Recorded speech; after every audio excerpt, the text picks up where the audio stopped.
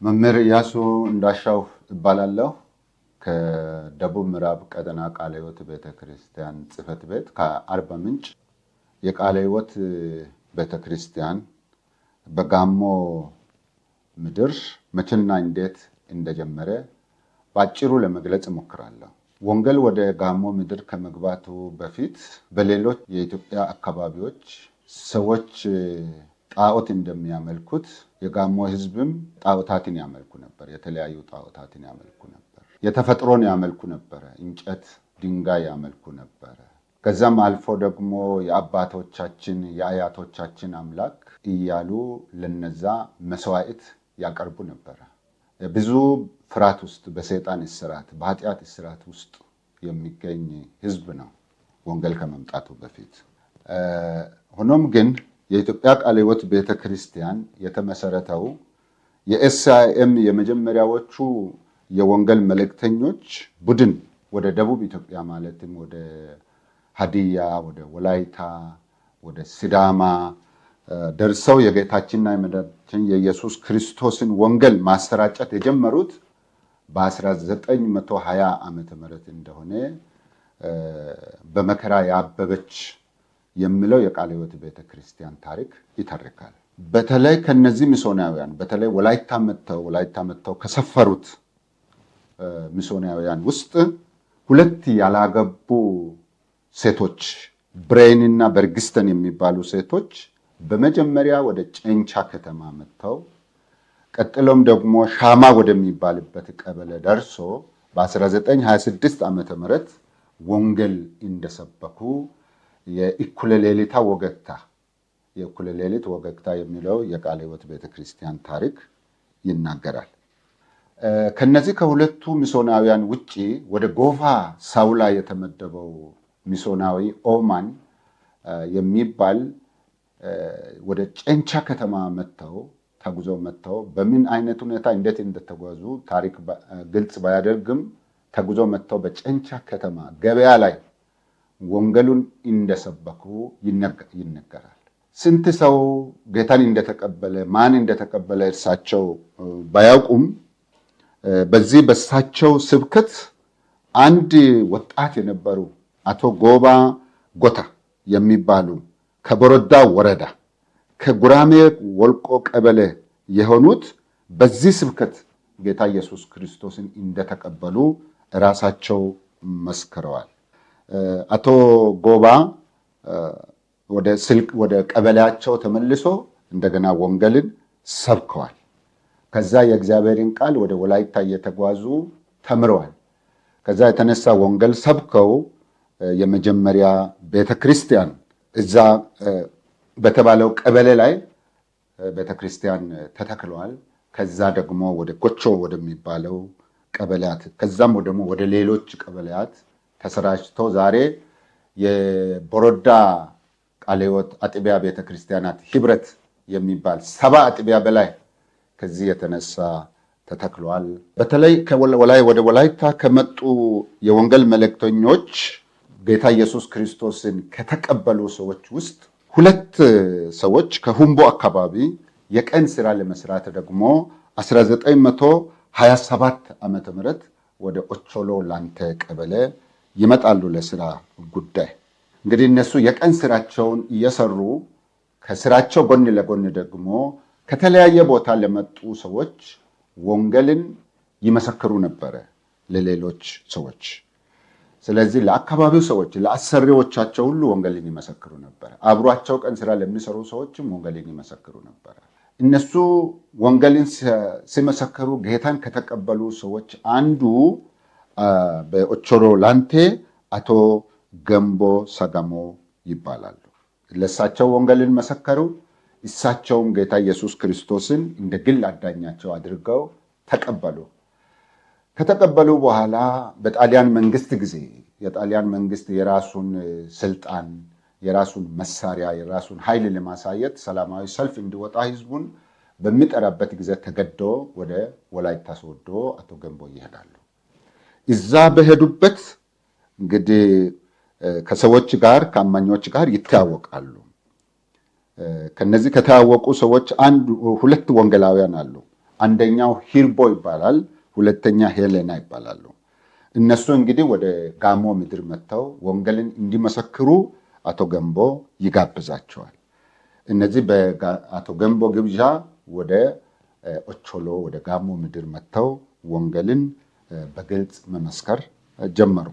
እነዚህ ሁለቱ የወንጌል መስካሪዎች ከወላይታ የመጡት ከወላይታ ሌሎች ጌታ ኢየሱስ ክርስቶስን የተቀበሉ ሰዎችን በተጨማሪነት ጠይቀው ወደ ጋሞ ምድር መጥተው ወንጌልን መስክረዋል። በ1934 ዓመተ ምህረት ደግሞ እንግዲህ የመጀመሪያ ከስብከታቸው በኋላ ከትምህርታቸው በኋላ የመጀመሪያ አማኞች የውሃ ጥምቀት በኦቾሎ ተቀብለዋል ማለት ነው። ስለዚህ ከወላይታ ከመጡት የወንጌል መስካሪዎች በተጨማሪ በኦቾሎ ጌታ ኢየሱስ ክርስቶስን የተቀበሉ አማኞች ዕለት ዕለት ወንጌልን ለሌሎች ይመሰክሩ ነበር። እንግዲህ በዛ ምስክርነት ምክንያት ብዙ መከራ፣ እስራት፣ ስደት ቢደርስም ተቋቁመው ጸንተው የመጀመሪያውን ቃለ ሕይወት ቤተክርስቲያን በአቶ ገንቦ ሰጋሞ በራፍ ተከሉ። እንግዲህ ያ አካባቢ ኦቾሎ ዙዛ ይባላል። በሌላ ጎኑ ደግሞ በኢትዮጵያ ቃለ ሕይወት ቤተክርስቲያን ታሪክ መሰረት አሁንም ወደ ጨንቻ መጥተው ወንጌል ሲሰብኩ የነበሩ ሚሶናዊ ኦሆማን አሁንም ወደ ቁጫ ወረዳ ሄደው ወንጌልን እንደሰበኩ ይናገራል። ወደ ቁጫ ወረዳ ወንጌል የገባው በሁለት መንገድ ነው። አንደኛው የመጀመሪያው በሚስተር ኦሆማን ስብከት ነው። አሁንም ኦሆማን እየተጓዘ ወደ ገበያ አካባቢ ገበያዎች ወዳሉበት ትልቅ ገበያዎች እየሄዱ ይሰብካሉ። እሳቸው ደግሞ ወደ ቁጫ መጥተው ቦላ ገበያ ሄደው አንድ ቀን ብቻ ወንጌልን በ1925 ወይም 26 ዓመተ ምህረት እንደሰበኩ እንግዲህ ይናገራሉ። በእሳቸው ስብከት አሁንም እሳቸው ማን ጌታን እንደተቀበለ አያውቁም። ግን አቶ ያያ አርገቦ የሚባሉ ሰዎች በዛ ስብከት ጌታ ኢየሱስ ክርስቶስን እንደተቀበሉ ይመሰክራሉ። እሳቸው የመጀመሪያ አማኝ ናቸው፣ በቁጫ አካባቢ ማለት ነው። በመቀጠል ደግሞ ወንጌል የገባው አቶ ብላተ ሻሸጎ የሚባል ግለሰብ ከቁጫ ወረዳ ከጋለ ቀበሌ ከቦሎሾ ንዑስ ተነስቶ ዘመድ ለመጠየቅ ወደ ወላይታ ሁምቦ ይሄዳሉ። እዛ በሄዱበት ከአቶ ዋንዳሮ ጋር ይገናኛሉ። ዋንዳሮ በሚሶናውያን ጌታ ኢየሱስ ክርስቶስን ከተቀበሉ አማኞች አንዱ ነበሩ። ከዛ አቶ ዋንዳሮ ወንጌልን ለብላተ ሻሸጎ ወንጌልን መሰከሩ። ብላተ ሻሸጎ ጌታን ተቀብሎ ወደ ቁጫ ተመልሶ ወንጌልን ሲሰብኩ 14 ሰዎች ጌታ ኢየሱስ ክርስቶስን ተቀበሉ። ይህ እንግዲህ በ1934 ዓመተ ምህረት ላይ በተጠቀሰው ቀበሌ በዳልቦ ንዑስ በአሁኑ ወዛተ ቀበሌ የመጀመሪያ ቤተክርስቲያን በቁጫ ወረዳ ተተከለች ማለት ነው። ከዛ በ1940 ዓመተ ምህረት በቦንከ ወረዳ በከቻ ቀበሌ አቶ ግንባሬ እንጄ የሚባሉ ሰውዬ ደግሞ አሁንም ለስራ ጉዳይ ለቀን ስራ ለመስራት ወደ ኦቾሎ ላንቴ ይመጣሉ። በኦቾሎ ላንቴ ደግሞ ጌታ ኢየሱስ ክርስቶስን ተቀብሎ ለሌሎች እየመሰከሩ ካሉት ከአቶ ገንቦ ሰጋሞ ጋር ይገናኛሉ። አቶ ገንቦ ሰጋሞ ለግንባሬ ወንጌልን ይመሰክራሉ። አቶ ግንባሬ ደግሞ ጌታ ኢየሱስ ክርስቶስን እንደ ግል አዳኛቸው አድርገው ይቀበላሉ። ከተቀበሉ በኋላ የቀን ስራቸውን እየሰሩ ባሉበት ደግሞ የአቶ ዋንዳሮ ደቀ መዝሙር የነበሩ አቶ ጎፒሎ ጎሎ ከሚባል ሰውየው ጋር በቀን ስራ ቦታ ይገናኛሉ። እሳቸው አቶ ጎፒሎ ወንጌልን እየሰበኩ የሚቆዩ መሆናቸውን ካዩ በኋላ ከኔ ጋር ወደ ቦንከ ምድር መጥተ ወንጌልን እንድትሰብክ ብለው ይጋብዛሉ። በዛ ግብዣ አቶ ጎፒሎ ጎሎ ቀጥታ ከግንባሬ ጋር ወንጌል ለመስበክ ወደ ቦንከ ምድር ይመጣሉ ማለት ነው። መጥተው በቤታቸው ይቀበላሉ። ቀበሌው ከሰሰንጋ ቀበሌ በቶላ ንዑስ አካባቢ የመጀመሪያ ቤተክርስቲያን ይተክላሉ። ከዛ ቤተክርስቲያን በጣም ስደት ሲበዛ ቦታው ተቀይሮ ካቻባባ ቃለ ሕይወት ቤተክርስቲያን ይጀምራል ተመሰረተ ማለት ነው። በተጨማሪም የወንጌል መስካሪዎች የነበሩ አቶ ማጋ በካሎ፣ አቶ ወልደየስ ገርባና አቶ ዳንኤል ጓሙ የሚባሉ የወንጌል መልእክተኞች ከኦቾሎ በመነሳት አሁን አርባዎቹ ምንጮች ባሉበት አካባቢ ከታች ዝቅ ዝቅ ብሎ ቆላቆላውን ይዞ ሼሌ በረሃውን አልፎ መለ ከፍ ብሎ ወንጌልን መለ በሚባል ቦታ ወንጌልን በመስበክ በ1944 ዓመተ ምህረት የጋዞ ቃለ ሕይወት ቤተክርስቲያን መሰረቱ። ከዚያ ወንጌል ወደ ዚሌ ቀበሌ ወደ ሌሎች መለ ቀበሌዎች ተሰራጭቶ በርካታ ቤተክርስቲያናት ተተክለው ዛሬ የአልጉደ ክፍለ ማህበር ወይ ደግሞ የጫሞ አጥቢያ ቤተክርስቲያናት ህብረትና ሼሌ አጥቢያ ቤተክርስቲያናት ህብረት የሚሉ ሁለት አጥቢያዎች ከዚህ የወንጌል ምስክርነት ቀጥሎ ተጀመረ። በተጨማሪም የወንጌል መስካሪዎች የነበሩ አቶ ማጋ በካሎ፣ አቶ ወልደዮስ ገርባና አቶ ዳንኤል ኡጋሞ የሚባሉ አሁንም ሌሎች ቦታዎች ከነ አቶ አሻግረ ቡዝኒ እና አቶ ሀርቃ ኮይራ እነዚህም ደግሞ በ1947 ዓመተ ምህረት በጋንታ፣ በዝግቲ፣ በቦንኬ፣ በሶርባ፣ በሐሪንጋ፣ በቦኮ ቀበሌያት ዞሮ ወንጌልን ሰብከዋል። በ1952 ዓመተ ምህረት ጀምሮ ደግሞ አቶ ማጋ በካሎ፣ አቶ ወልደየስ ገርባና አቶ ዳፋዳሎ በጋንታና በዝግቲ ቀበሌያት ወንጌል በመመስከር በርካታ ቤተክርስቲያናትን እንደተከሉ አቶ ኦይዳ ኦቾ ገልጸዋል። እስከዚህ ድረስ እንግዲህ አሁን ጋሞ ዞን ዋና ከተማ አርባ ምንጭ ወንጌል መድረሱ እስካሁን አልተገለጸም። ምክንያቱም የአርባ ምንጭ ከተማ በዚህን ጊዜ ገና አልተመሰረተም። አርባ ምንጭ ከተማ የተቆረቆረችው በ1955 ዓመተ ምህረት እንደሆነ ሁላችን እናውቃለን። ከዚህ በመቀጠል ደግሞ ከአርባ ምንጭ ከተማ መቆርቆር ጋር ጀምሮ ደግሞ ተያይዞ የኩልፎ ወንዝን ተከትሎ የአርባ ምንጭ እርሻ ልማት ደግሞ 1957 ዓመተ ምህረት ተጀምሯል። ለዚህ እርሻ ልማቱን የጉልበት ስራ ለመስራት ከተለያዩ ከኢትዮጵያ አካባቢዎች ወደ አርባ ምንጭ ልማት መጥተው ሰዎች እንደሰፈሩ ታሪክ ይናገራል። ከነዚህ ከመጡ ከቀን ሰራተኞች መካከል አንዱ አቶ ዶሳ ዶቦ ይባላል። የመጡት ከጋሞ ዞን ከጋርዳ ማርታ ወረዳ ከጋርዳ ቀበሌ ነበረ። እሳቸው ደግሞ በቤታቸው አንድ ፕሮግራም ጀመሩ። ከእሳቸው ጋር ከተለያዩ ቦታ ከመጡ 50 አማኞች ጋር ጌታን አብሮ ሲያመልኩ በ1959 ዓመተ ምህረት ከወላይታ የአባባ ዋንዳሮ ልጅ አቶ አብርሃም ዋንዳሮ የሚባል ወንጌላዊ ሆኖ ወደ ልማት ይመጣሉ። ወንጌልን ለተጨማሪ ሰዎች ይመሰክራሉ። እሳቸውም የአናጢነት ስራ ስለሚችሉ ራሳቸው ቤተክርስቲያን ቆርቆሮ ገዝተው ህዝቡን አስተባብሮ ይገነባሉ። በዚህ ጊዜ ነው እንግዲህ ወንጌላዊ አብርሃም አማኞችን በማስተባበር በ1960 ዓመተ ምህረት በአርባ ምንጭ ከተማ የመጀመሪያዋ ቃለ ሕይወት ቤተክርስቲያን በልማት እንደጀመረች የልማት ቃለ ሕይወት ቤተክርስቲያን ታሪክ ጽሑፍ ያስቀምጣል ማለት ነው። ከዚህ አልፎ ደግሞ በ1960ዎቹ እና 70ዎቹ በሴቻና በሲቀላ ለመንግስትና ለግል ስራ ለትምህርት ከተለያዩ አገሪቱ ክፍሎች መጥቶ በከተማ የሰፈሩ ሰዎች አሉ። ከነሱ ውስጥ ደግሞ ጌታ ኢየሱስ ክርስቶስን የተቀበሉ ሰዎች ነበሩ። ወቅቱ ደግሞ እዛን ጊዜ የደርግ መንግስት አስተዳደር ዘመን ስለሆነም ሰው በጋራ እግዚአብሔርን አያመልክም ነበር። በጣም ማምለክም አስቸጋሪ ነገር ነበር። ሆኖም ግን ወደ ከተማ የገቡ የቃለ ሕይወት ቤተክርስቲያን አባላት በአራት ግለሰቦች ቤት አብሮ ያመልኩ ነበር። አንደኛው በስቀላ አካባቢ በአቶ ወልደ ወርደ ጨርቆስ ቤት፣ ሁለተኛው አቶ መርዲኪዮስ ገሎ ቤት፣ ሶስተኛው ደግሞ ሴቻ በወንጌላዊ ጎፕሎ ቤት፣ አራተኛው እዛ ሊማት እንግዲህ ቤተክርስቲያን ተቋቁሟል። በዚህ አይነት ሁኔታ አብሮ ሰዎች ማታ ማታ በብዙ መከራና ስደት ውስጥ ጌታን ሲያመልኩ ቆይቷል።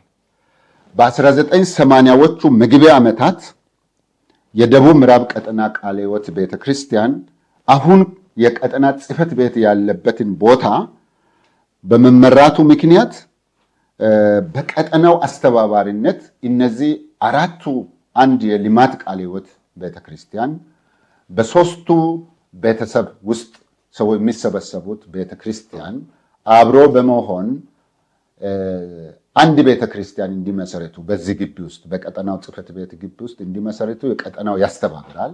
በ1983 ዓመተ ምህረት አሁን እኛ በዚህ ቀጠና ግቢ ውስጥ የሚገኝ አሁን እኛ የምንለው ሲቀላ እናት ቃለ ሕይወት ቤተክርስቲያን ተመሰረተች። በ1926 ዓመተ ምህረት የጀመረው የወንጌል ኢሳት እስከ 1983 ዓመተ ምህረት ዘልቆ ብዙዎችን ከሰይጣንና ከኃጢአት ባርነት ነፃ ያወጣው በጥቂት አማኞች መስዋዕትነት መሆኑን በፍጹም መርሳት የለብንም። ብዙዎቹ ተገርፈዋል፣ ብዙዎቹ ታስረዋል፣ ብዙዎቻቸው ንብረቶቻቸውን ተዘርፈዋል፣ ብዙዎቻቸው ተገለዋል። በዚህ አይነት መከራ ነው ወንጌል በዚህ አካባቢ የተሰራጨውና ይህንን ወንጌል በአግባቡ የሚቀጥለው ትውልድ እንዲይዝ ለሌሎችም የሚከፈለውን መስዋዕትነት አባቶቻችንና እናቶቻችን እንደከፈሉ የሚገባውን መስዋዕትነት ከፍለን ለሚቀጥለው ትውልድ ወንጌልን ማስተላለፍ እንድንችል እግዚአብሔር ጸጋውን ያብዛልን። አመሰግናለሁ።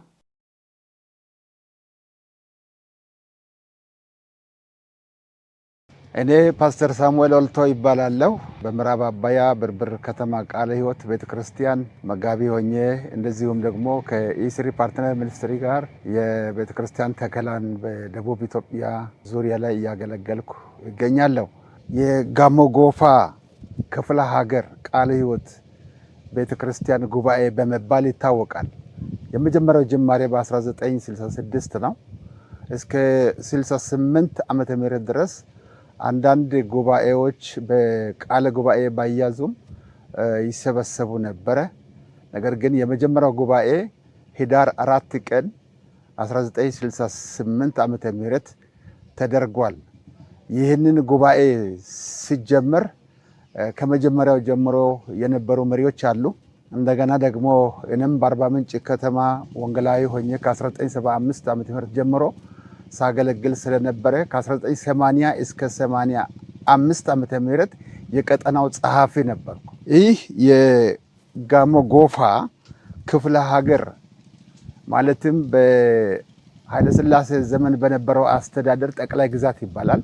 በዚህ ጠቅላይ ግዛት ውስጥ የጎፋ አውራጃ፣ የጋሞ አውራጃ፣ ጋርዱላ አውራጃ፣ ገለብና ሐመር ባኮ አውራጃ አንድ ላይ አውራጃ ሆነው በጠቅላይ ግዛት ስር ስለነበረ በደርግ ዘመን ደግሞ ክፍለ ሀገር ይባል ነበረና ክፍለ ሀገር የሚለው ነገር በዛ ስያሜ አግኝቶ እነዚህን አውራጃ ውስጥ ያሉ የቤተ ክርስቲያን ህብረቶችን በአንድነት ለወንጌል ስርጭትም ያለውን መከራ ለመቋቋም መደረግ የሚገባውን አስተዳደራዊና ልማታዊ ስራዎችን ለማስከድ የቤተ ክርስቲያን መሪዎች ተመካክረው ከቁጫ፣ ከጎፋ፣ ከገለበና ሐመር ባኮ፣ ከካምባ፣ ከጋሞ ጨንቻ አንድ ላይ በመሆን ይህንን ማህበር መሰረቱ። ይህንን ለመመስረት ምክንያት ከሆነው አንዱ የቤተ ክርስቲያን ተከላዎች በየአካባቢው በየቀበሌያት ይደረጉ የነበሩት በጋራ ማህበር የሚባል ነገር በጋራ በየወሩ የመገናኘትና የመሰባሰብ የመመካከርና ወንጌልን የማስፋፋት ስራ ይሰራ ስለነበረ ይሄ ማህበር አንድ ላይ በየአውራጃው ያለው ተጠቃለው የጋሞ ጎፋ ማህበር ተብሎ በቀጠና አሁኛ ቀጠና የምንለውን ያኔ መሰረተ። ይህ በሚመሰረትበት ጊዜ በ1966 ከጀመረ በኋላ 67 ያለው የደርግ አብዮት ተጽዕኖ ቢፈጥርም በዛ መካከል እየታሰሩ እየተንገላቱም መሪዎች በጣም በብዙ ትግል አምጥተዋል። እነዚህ የቤተ ክርስቲያን መሪዎች ባደረጉት እንቅስቃሴ እስከ 1984 ጽሕፈት ቤት ጋር እስከሚመጣ ድረስ ያለው ሂደት በአጠቃላይ ቤተ ክርስቲያን በየአውራጃው እየዞሩ ይሰባሰቡ ነበር። በዚያን ጊዜ ጉባኤውን ለማስከድ ከአንድ ቦታ ወደ ሌላ ቦታ ያን ጊዜ መኪናም የለም፣ ትራንስፖርቴሽንም ቀላል አልነበረም። እንደገናም ደግሞ አንዳንድ ጊዜ እንደዚህ ቃለ ጉባኤ መዝገብ፣ ፕሮቶኮል፣ ደረሰኞች፣ የሂሳብ መዝገብ፣ ሌሎችንም የደብዳቤ ገቢና ወጪ ማሂደር ክላሰሮችን በሙሉ በትከሻ በቦርሳ ይዞ መዞር ከባድ ስለነበረ አንዳንዴ በመንገድ ከተፈተሸ እስራትም ስለሚገጥም በእግር ይደረግ ነበር ጉዞዎች። እኔ ለምሳሌ ከጨንቻ እስከ ሰላምበር ቁጫ ድረስ እነዚህን በቦርሳ ተሸክሜ በእግር ከጨንቻ እስከ ሰላምበር የሄድኩበት ጊዜ አስታውሳለሁ፣ ጻፊ በነበርኩ ጊዜና እንዲህ ባለ አይነት ሁኔታ የቤተ ክርስቲያን መሪ የነበሩ ሰዎች ይሄንን ጉባኤ ሲያስኬዱ መጥተዋል። የመጀመሪያዎቹ የገለበና ሐመር ባኮ መሪ የነበሩት አቶ ደጉ ደቅላቦ፣ እነ ተረፈ አልሲ፣ አሰፋ ገበየው፣ ሌሎችም እንደዚሁ እየተወከሉ ይመጡ ነበር።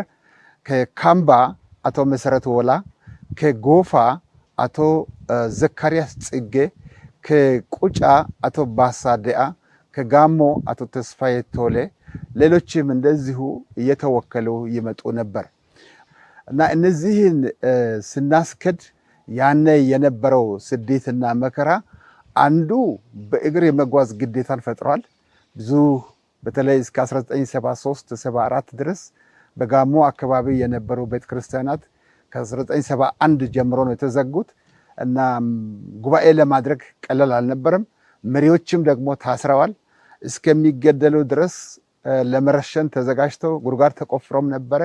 በዛ እግዚአብሔር ካስመለጠ በኋላ ከ1973 በኋላ ጥቂት እንቅስቃሴዎችን ማድረግ ጀምረናል። ያሉት መሪዎች መሰባሰብ፣ በውስጥ ያለው የሚንቀሳቀሱ በህይወት ያሉትን የማሰባሰብ ስራ እንደ ወንጌላውያን ተያይዘን ነበር። በ1980ዎቹ 81 82 የአብዮቱ መድከም በኢትዮጵያና የቤተክርስቲያን መጠናከር እየበረታ ሲመጣ ለምን በአርባ ምንጭ ከተማ አናደርግም? በየአውራጃው እየዞሩ ጉባኤውን ከማድረግ ማዕከላዊ ቦታ ቢመረጥ በሚለው ተስማማንና በአርባ ምንጭ ከተማ ጉባኤ ማድረግ ተጀመረ። አንድ ግለሰብ ቤት ቁምሳጥን ነገር ገዝተን መዛግብትን እዛው በማስቀመጥ ከመሸከም ተገላገል። ስራ አስፈጻሚ ኮሚቴ ቀደም ብለው በመቅረብ አጀንዳ ይቀርጻል።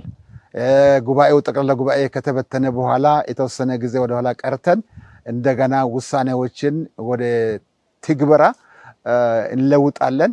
በዚህ አይነት እንሰራ ነበር። አርባ ምንጭ ላይ የዚህ የክፍለ ሀገሩ አጠቃላይ የዋና ከተማ ስለነበረ ማዕከል ስለነበረ ከአስተዳደር ጋር ለሚነሱ ኢሹዎች ጉዳዮች በቀላሉ ለመድረስና ለመነጋገር እንዲመች ታስበው በአርባ ምንጭ ተደርጓል።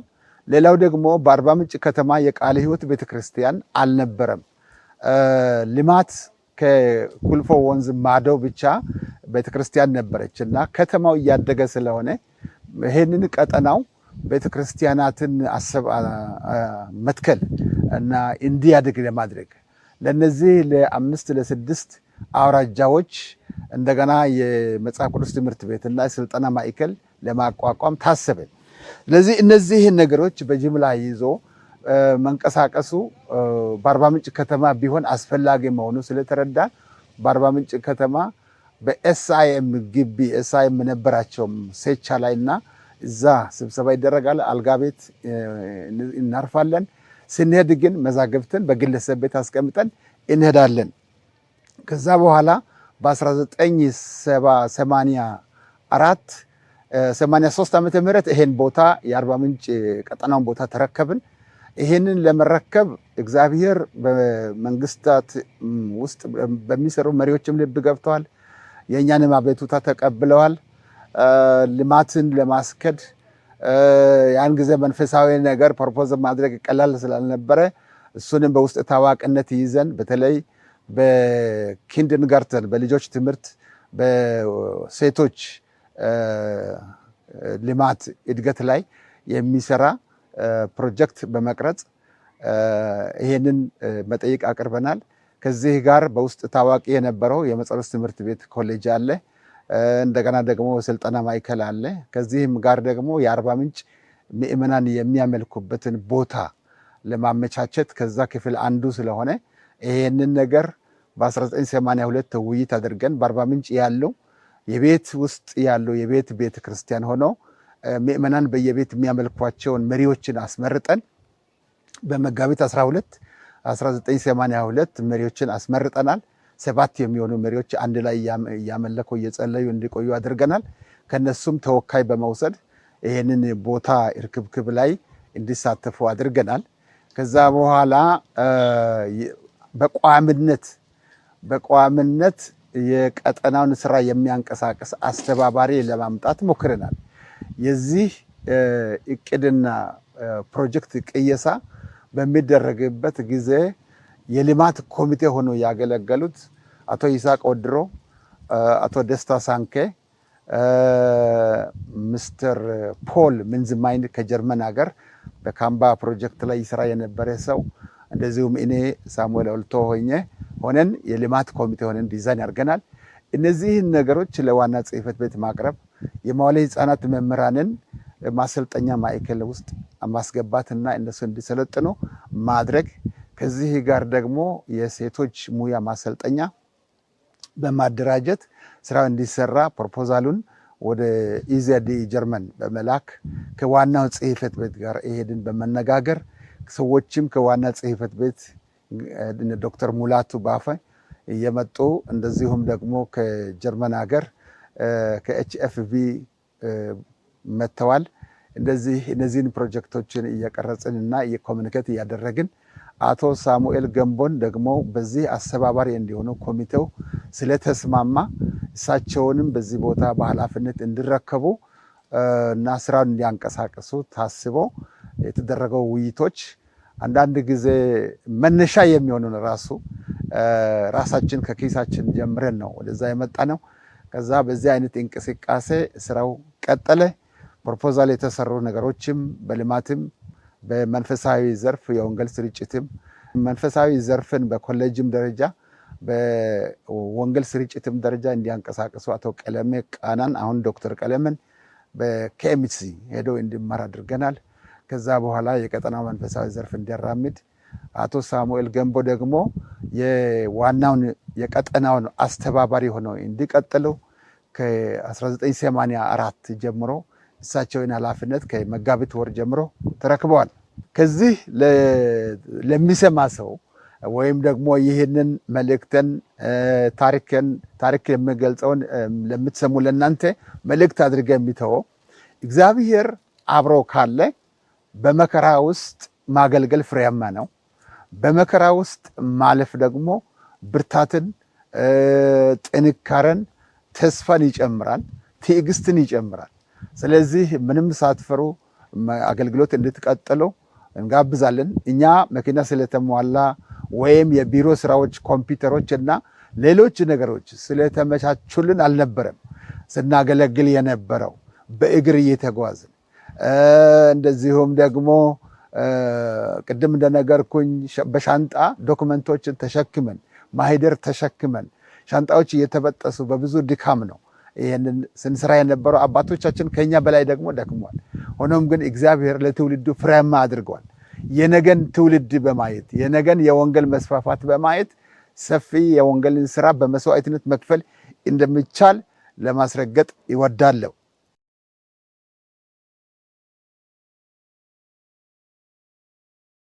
ሳሙኤል ገንቦ ሰጋሞ እባላለሁ። የደቡብ ምዕራብ ቀጠና የመጀመሪያ ጸሐፊ የነበርኩ ሰው ነኝ።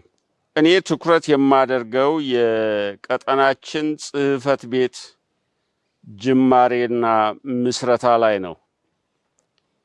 በ1983 ዓመተ ምህረት ቀጠናችን ቦታ አግኝቶ የቦታው ጉዳይ እልባት ካገኘ በኋላ መጋቢት 1984 ዓመተ ምህረት የመጀመሪያ ጸሐፊ የሆንኩት እኔ እዚህ እንድመጣ ተደረገ።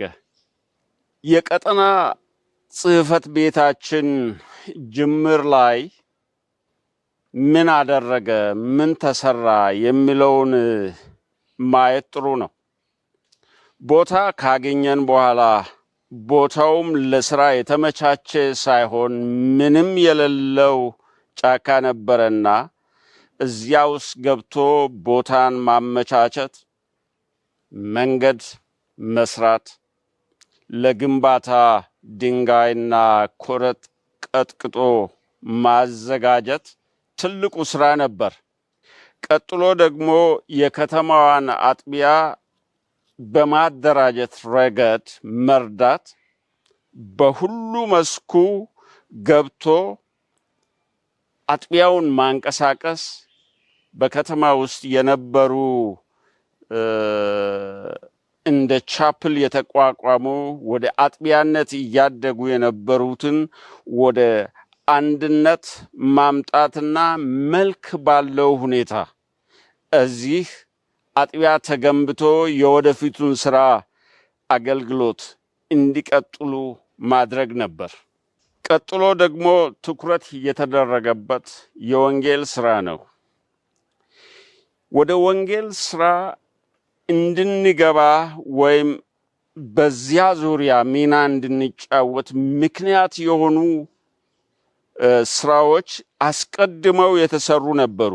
እነዚህም በንጉሱ ጊዜ በ60ዎቹ መጀመሪያ ላይ ከዚያም በፊት የተጀመረው የደቡብ ኦሞ አርብቶ አደር ህብረተሰብ ውስጥ ያለው የወንጌል ስራ እየተጠናከረ በመሄድ ከጨንቻ ሚሽን ትምህርት ቤት ተማሪዎች እዚያ ድረስ ሄደው የአውሮፕላን ማረፊያውን እንዲመነጥሩ የቀን ስራ እንዲሰሩ ማድረጉ፣ ከዚያም አንዳንድ የአካባቢውን ሰዎች ከባህላዊ ልብሳቸው መጥተው በየኮንፈራንሱ እንዲታዩ ማድረግ፣ በተለይም ደግሞ በወቅቱ የነበሩ የቤተ ክርስቲያናችን ጀማሪ የሆኑ መሪዎች እዚያ ድረስ ሄደው እንዲጎበኙ ማድረግ ለወንጌል ስራው መሰረት ሆኗል ብዬ አምናለሁ። ቀጥሎም ደግሞ በአስቸጋሪው የደርግ ጊዜ በኮሚቴ መልክ ሲሰሩ የነበሩ እነዚያ መሪዎች አንድ ጊዜ ወደ ወንጌል ስርጭት ጉብኝት ወንጌላውያንን ለመጎብኘት አስበው አቶ ባሳዲያን የቁጫ ህብረት ሰብሳቢና የቀጠናው ስራ አስፈጻሚ ኮሚቴ አባል ዲሜ ድረስ እንዲሄድ አዘው ነበር። ዲሜ ያለው በደቡብ ኦሞ ሳላማጎ ወረዳ ውስጥ ከሃና ከተማ ትንሽ ከፍ ብሎ ባለ ተራራ ላይ ነው። እንግዲህ የሚካሄደው በእግር ነው። ጋሽባሳ ከቁጫ ሰላምበር ወደ ሳውላ መኪና ሊያገኝ ይችላል። ግን ከዚያ በኋላ ወደ ማሎ ላሃ ከዚያም ወደ ዲሜ ለመድረስ 2 ቀን ያህል ሊፈጃቸው ይችላል።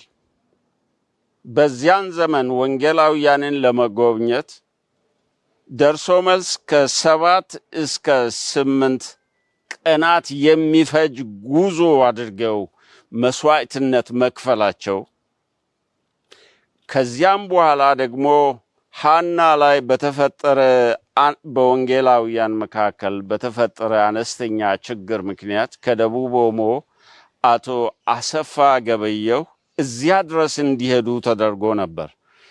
አቶ አሰፋ በዚያን ጊዜ የደቡብ ኦሞ ህብረት ዋና ጸሐፊና የቀጠናው ስራ አስፈጻሚ ኮሚቴ አባል ነበሩና ከጅንካ ሃና ደርሶ ለመመለስ 9 ቀናት ፈጅቶባቸዋል። 9 ቀናት በእግር ነው የሄዱት። እነዚህ ሁለት ከቀደሙ አባቶች ያገኘናቸውና ደግሞም በምስረታ ላይ የነበሩ መሪዎቻችን ያደረጉት መስዋዕትነት ለቀጣዩ ስራችን እንደ መሰረት ነው የሆነው። ወደ ወንጌል ስርጭት በቢሮ ደረጃ በምንገባበት ጊዜ ትኩረት ያደረግነው ወንጌላውያንን መጎብኘት ነው። በአንድ አጋጣሚ በአራተኛው ዓመት ምናልባት በ1987 ወይም 88 ግንቦት በነበረን ስብሰባ ሰብሳቢያችንን ይህንን ጉዳይ ብዙ ጊዜ ተነጋግረናል፣ ምንም እርዳታ አላገኘንም። ስለዚህ ዛሬ ከዚህ በኋላ ይህንን አጀንዳ እንዘጋለን አሉ እና እግዚአብሔር በሚያነሳበት ጊዜ አጀንዳውን እናነሳለን ከተባለ በኋላ ሁሉ ተስማማ። ወደሚቀጥለው አጀንዳ ከመሄዳችን በፊት የአንድ ሰው ድምፅ ይሰማል። እኚህም ሰው ዶክተር መልካም ሃንተር ይባላሉ። በደቡብ ኦሞ ባለን ስራ ላይ ከፍተኛ ተጽዕኖ የፈጠሩ ብዙ መስዋዕት ያደረጉ ሰው ነበሩ። የእሳቸው መግባት የተዘጋውን አጀንዳ እንድንከፍት አድርጓል።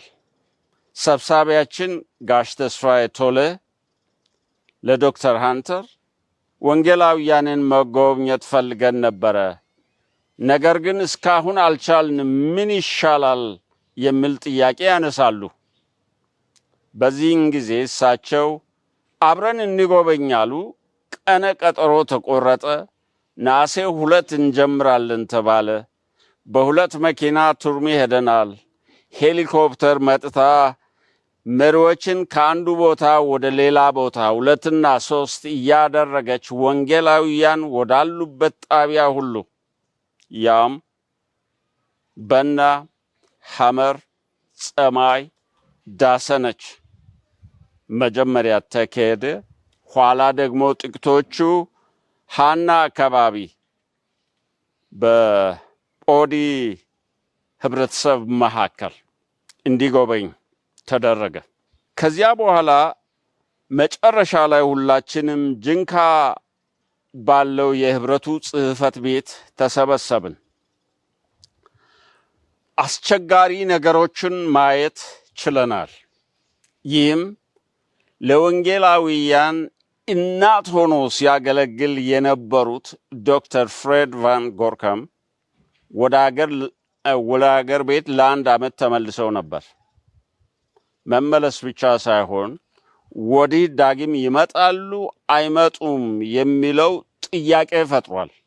ላይመጡ ይችላሉ የሚል የዶክተር ፍሬድ ከዛ አካባቢ መጥፋት ማለት የወንጌል ስራውን አዘሆር ችግር ላይ ይጥላል። ሁለተኛው ችግር ደቡብ ኦሞ ከአቅም በላይ ተሸክሞ ነበር። የራሱ አካባቢ ስለሆነ ወንጌላውያን ቀለባቸው በጊዜ ስለማይደርስ ከራሱ በብድርም እርዳታ ከህብረቶች በማሰባሰብም ይሰጣቸው ስለነበረ ጫናው እየበዛ ሄደ። ከዚህ የተነሳ ከነዚህ 2 ችግሮች ተነስተን ወንጌላውያን ማስተባበሪያ ጣቢያ መገንባት በጣም አስፈላጊ እንደሆነ ታመነበት። በዚህ ሐሳብ ሁላችን ተበታተንን። ኋላም ይሄ ቱርሚ ላይና ሃና ላይ በማከታተል ማስተባበሪያ ጣቢያ ሰራን። የመጀመሪያው ማስተባበሪያ ጣቢያ ቱርሚ ላይ የተገነባው ደግሞ ለወንጌላውያን ልጆች ሆስቴል እንዲሆንም ጭምር ነበር። ለብዙ ዓመታት የወንጌላውያን ጥያቄ እኛስ ቆርጠን መተናል፣ ልጆቻችን ከትምህርት ርቀው ምን ይሆናሉ የሚል ጥያቄ ነበራቸው። ለዚያ ምላሽ ተገኘ። ሆስቴል ውስጥ እየኖሩ በቀጠና ደረጃ ቀለባቸውን ችለን ከተማ ባለው ትምህርት ቤት ይማሩ ነበር።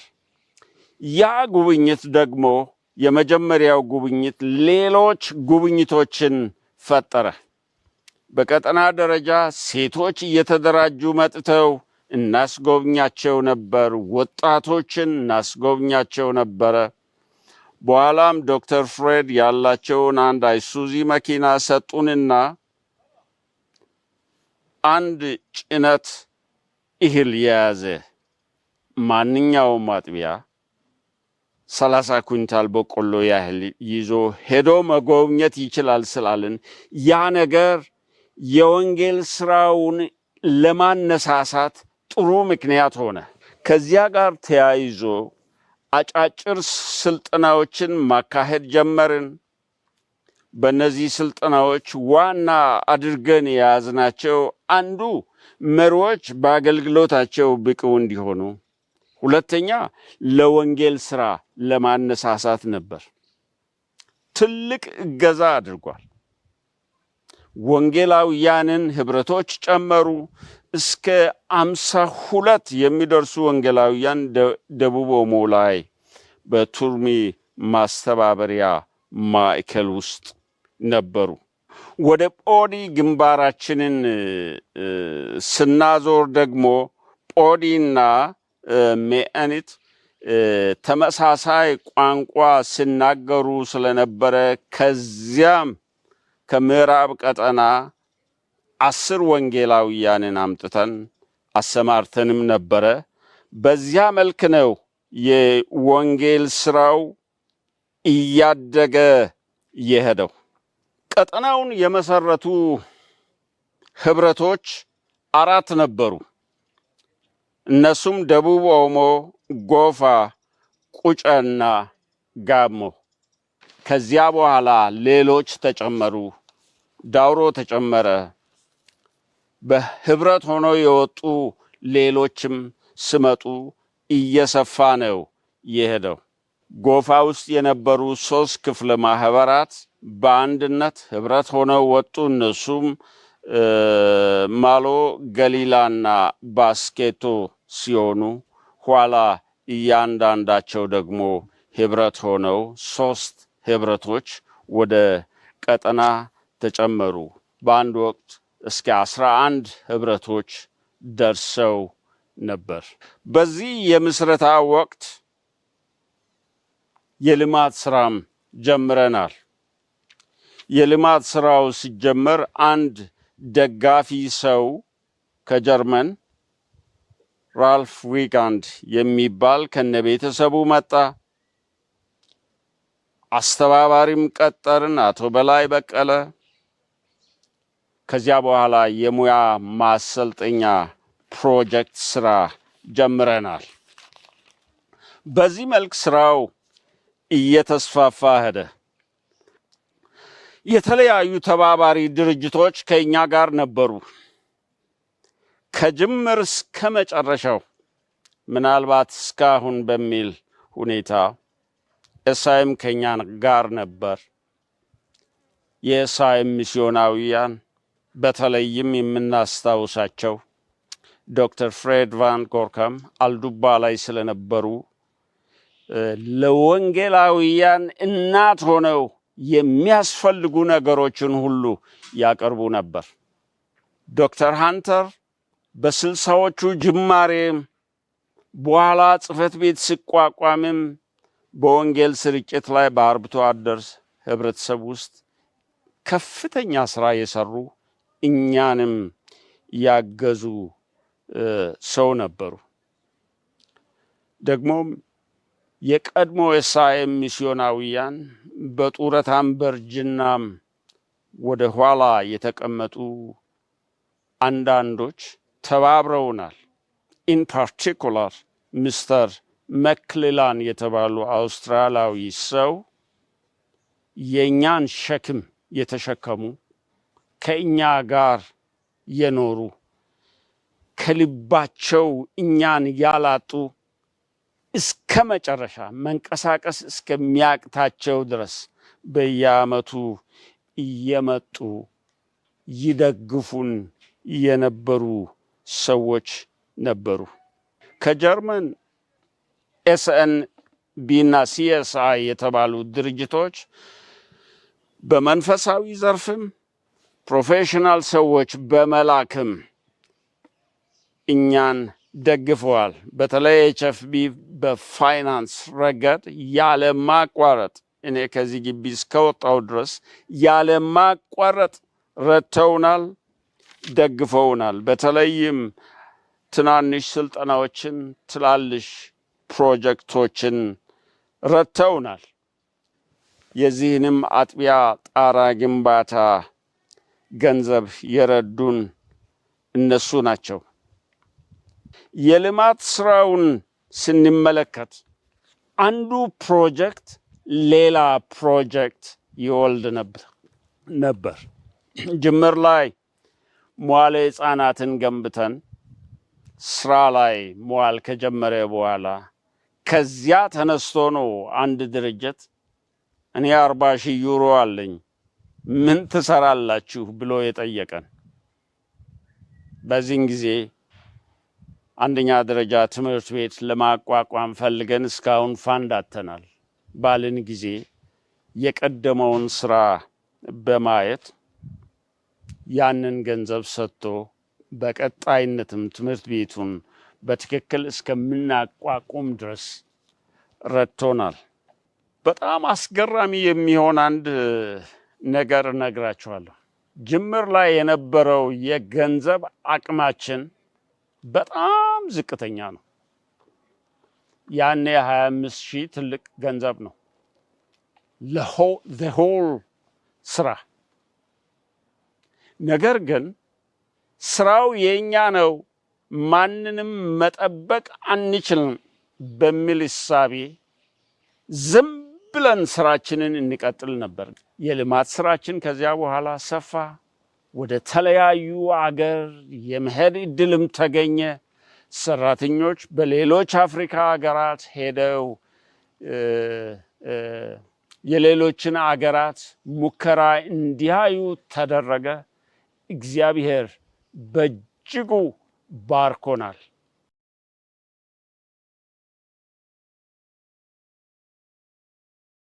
መጋቢ ቴዎፍሎስ ተስፋዬ ይባላለሁ። ተወልጄ ያደግኩት ጨንቻ በደቡብ ምዕራብ ቀጠና ስር በምትገኝ የጋሞ ህብረት በምትባል ነው።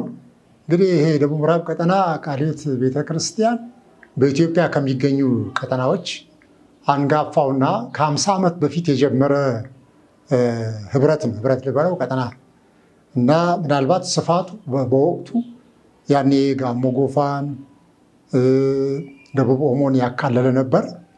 በኋላ ዳውሮንና ኮንታንም የማካተት እድል አግኝቶ ምናልባት ትልቁ ቀጠና በኢትዮጵያ ቃለ ሕይወት ቤተክርስቲያን በቆዳ ስፋቱ በጣም ሰፊ የነበረ ነው። ቀደም ሲል ቀጠና የሚል ስያሜ ከማግኘቱ በፊት 5ቱ አውራጃዎች ይባሉ። ያኔ በቃለ ሕይወት ህብረት የሚለው ስያሜ ከመምጣቱ በፊት ጋሞ፣ ጎፋ፣ ካምባ፣ ቁጫና ሐመር ባኮ የተባለው ደቡብ ኦሞን ሁሉ ያካተተ በአጠራሩም ያኔ የሚጠሩት በአጠራር የጋሞ ጎፋ ክፍለ ሀገር የቃለ ሕይወት ቤተክርስቲያን የጋራ ጉባኤ በሚል ነበር ይጠራ የነበረው እና በኋላ በ1983 ዓ.ም በወላይታ በተደረገው የኢትዮጵያ ቃለ ሕይወት ቤተክርስቲያን ጠቅላላ ጉባኤ 5ቱ የቃለ ሕይወት ቤተክርስቲያን መዋቅሮች አጥቢያ፣ ክፍለ ማህበር፣ ህብረት፣ ቀጠናና ዋናው ጽሕፈት ቤት የሚለው ስያሜ ከ83 ወዲህ ነው ህጋዊ የሆነው እንትን ያለውና ከዛ ጊዜ ወዲህ ነው እንግዲህ ቀጠና የሚል ስያሜን ያገኘው ማለት ነው። እንግዲህ አመሰራረቱ 1968 ላይ ሲመሰረት ከጋሞ፣ ከካምባ፣ ከጎፋ፣ ከሐመር ባኮና ከቁጫ ህብረቶቹ አውራጃዎች ነው እንትን ያለው። እስከ 1984 አጋማሽ ድረስ ቀጠናው ጽሕፈት ቤት እንኳን አልነበረው። ከአውራጃ አውራጃ ያኔ ህብረት የሚባለው ከአውራጃ አውራጃ እየተዘዋወሩ 5 የኮሚቴ አባላት ያሉት ስራ አስፈጻሚ ነበር የሚመራው። አባቴም ከነሱ አንዱ ነበረ። አሁን ከጨንቻ አቶ ተስፋዬ ቶሎ፣ ከካምባ አቶ መሰረት ወላ፣ ከጎፋ አቶ ዘካሪያስ ጽጌ፣ ከሐመር ባኮ ከሚባለው ከደቡብ ኦሞ አካባቢ አቶ ደጉ ደቅላቦ እና ከቁጫ አቶ ባሳዳ እንደዚህ በመሆን ይመሩት ነበር። እንግዲህ ይህንን ቀጠና በተለይ ጆይን ያደረኩት በ85 አካባቢ ነው። ከዛ በፊት በጋሞ አካባቢ በህብረቱ መንፈሳዊ ዘርፍ ሆኜም ሰርቻለሁ። ልማትም ሳስተባብር ነበርና ከቀጠናው ጋር በቅርበት ወንጌላውያንን በማሰልጠን መሪዎችን በማሰልጠን በእነዚህ በቱርሜ አካባቢ በሌሎችም ክፍለ ማህበራት ህብረቶች እየዞር ስልጠናዎችን እንሰጥ ነበረና ብዙ ተቀራራቢነት ነበረኝ። 85 ግን በመንፈሳዊ ዘርፍነት እንዳገለግል ተጋብዤ ነው ጆይን ያደረኩት ስታፉን። እዚያም በጣም ደስ የሚል ጊዜ ያሳለፍኩበት አመታት ናቸው እነዚያ። እንግዲህ በእነዚያ ዘመናት በተለይ ጉብኝትም ወደታች ወርደን ክፍለ ማህበራትን አጥቢያዎችን እስከ ኮንታ ድረስ አሁን ከአርባ ምንጭ ኮንታ ለመድረስ ያኔ 17 ሰዓት እንደፈጀብኝ አስታውሳለሁ። ድሮፕ እያደረኩ በየዳውሮ ውስጥ በተለያዩ ክፍለ ማህበራት አገልጋዮችን የጣን ስንመለስ ደግሞ በቲም እንደዚህ እየተመለስ በጣም ድንቅ ጊዜ ለየት ያለ አሁን በመቅህማ በዴል በዲኤምፒቲ የሚባሉ ስልጠናዎችን በማስተዋወቅ እንደው መፈክር ነበረን። ምን የሚል መሪ ሁሉ ዴልን ያጥና፣ መጋቢ በሙሉ ዲኤምፒቲን ያጥና፣ ምዕመን በሙሉ ደግሞ በመቅህማ ቤተሰብ ይደራጅ ብለን እስከ ማለት የወረድንባቸውን ጊዜያት በጣም አስታውሳለሁና ወርቃማ ጊዜያት ነበሩን። በመንፈሳዊም በልማታዊም ዘርፍ ብዙ ስራዎች በዚህ ቀጠና ተሰርተዋል።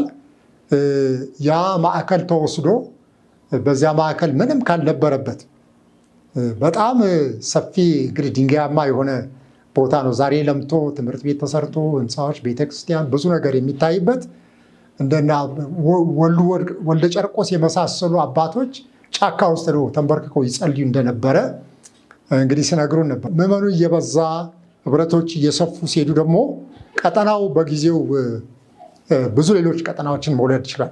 አክቹዋሊ በኢትዮጵያ ቃሊት ቤተክርስቲያን 4 ቀጠናዎችን የወለደ ብቸኛ ቀጠና ነው።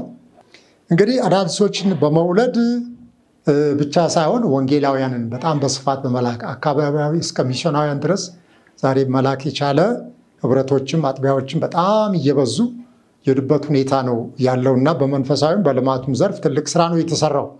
በልማቱ ሰፊ ተጽዕኖ የፈጠሩ የግብርና ምርቶችን ከአካባቢ አልፎ ለሀገርን በማስተዋወቅ ሰፊ ስራ የሰራ ቀጠና ነው። ይህ ቀጠና ልዩ ልዩ አትክልቶችን የመድኃኒት እጽዋትን በማስተዋወቅ እነ ሞሪንጋን፣ እነ አርትሚዚያን፣ እነ አፕልን እነዚህን የመሳሰሉ በጣም የሀገርን ኢኮኖሚ እንኳን እስከ መለወጥ የደረሱ አስተዋጽኦ ያደረገ በጣም ትዝታው ሁል ጊዜ ከውስጥ የማይጠፋ ቀጠና ነው ምዕራብ ቀጠና። ዛሬ እንግዲህ በመዋቅር በማሻሻል ክፍለ ማህበር ሲታጠፍ ብዙ ተግዳሮቶች ገጥመውናል። ከዚህ የተነሳ ምናልባት የተወሰኑ ወቅቶችን አመታትን የታገልንበት ሁኔታ ይታያል። እኔ ወደ ኋላ መለስ ብዬ ቀጠናው ከመመስረቱ በርካታ ዓመታት በፊት አባቶች ምን ያደርጉ እንደነበር ትንሽ ባወራ ደስ ይለኛል።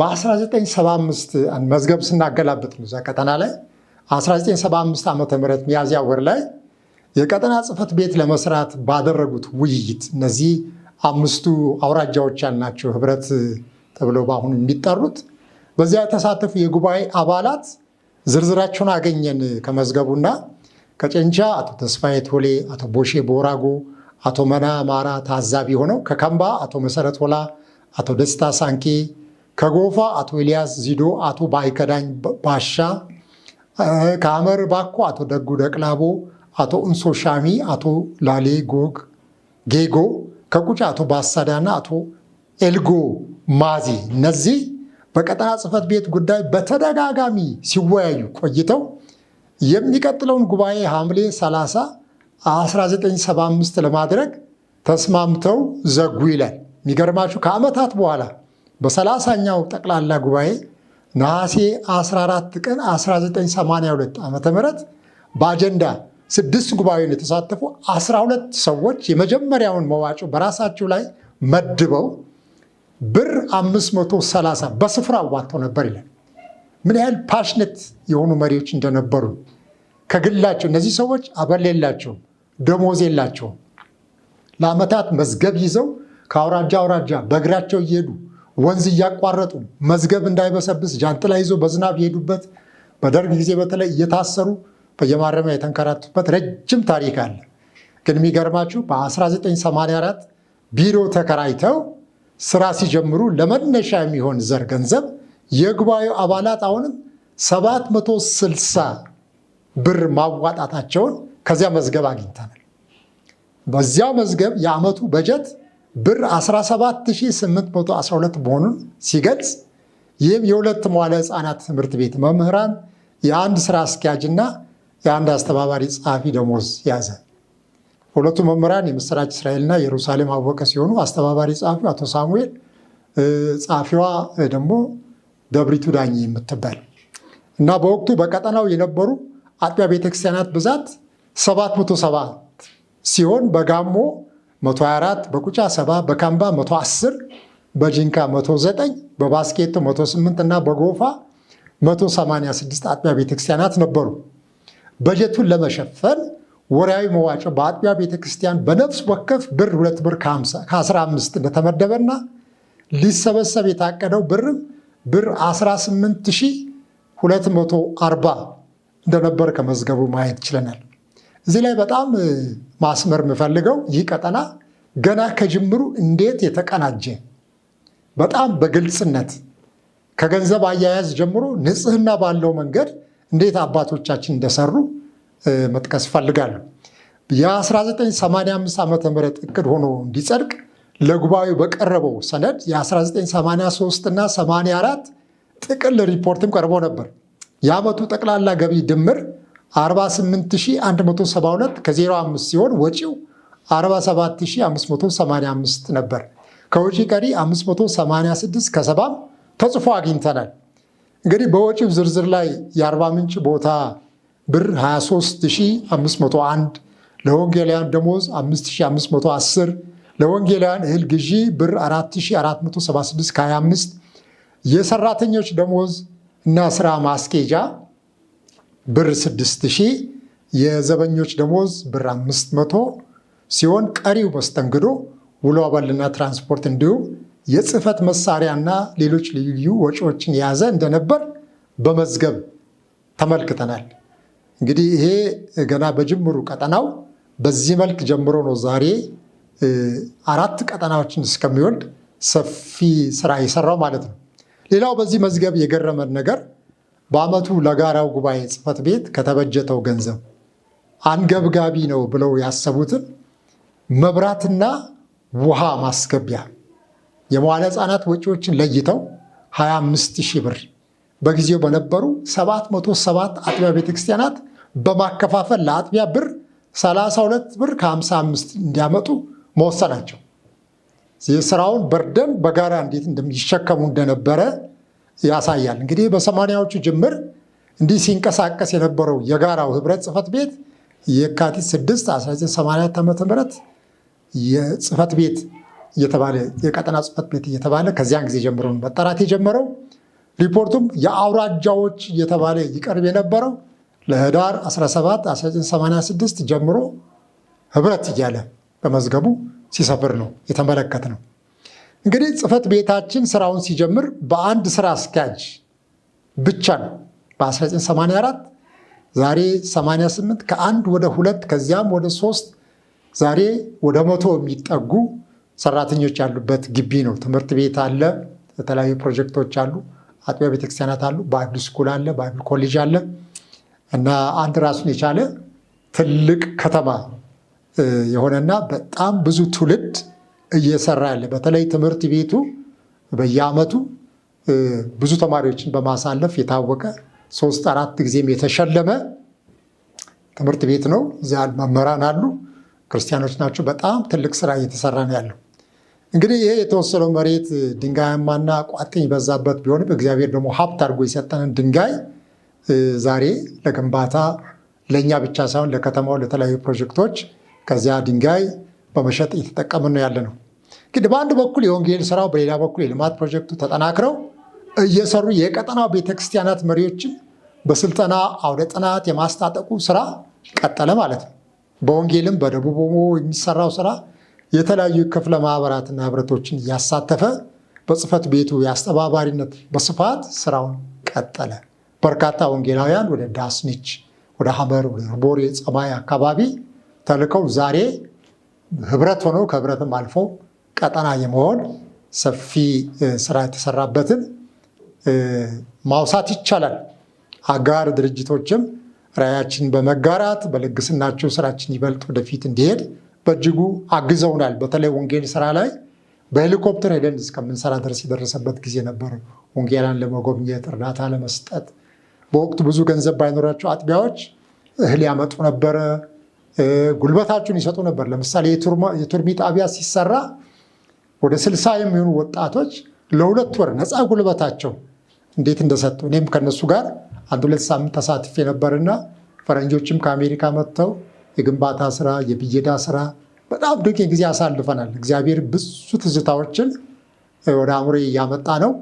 በተለይ በልማቱ ስራ የአፕል ስልጠና ለ12-13 ዓመታት ከመላ ሀገሪቱ ሰዎች የመጡ ጨንቻ ላይ በርካታ ሰዎችን በስልጠናው በማስታጠቅ ሀገር አቀፍ ኢምፓክት ሊመጣ ይችላል። በከብት እርባታውም ዛሬ አርባ ምንጭ ላይ የተንበሸበሸው ወተት ከቀጠናው ጋር የጋሞ ህብረት በጋራ በሰራው ስራ መሆኑን መመስከር ይችላሉ። እንግዲህ በዚህ አጋጣሚ አብረውኝ በመንፈሳዊና በልማቱ ለሰሩ ባልደረቦቼ ምስጋኔን በጣም ላቀርብ እወዳለሁ።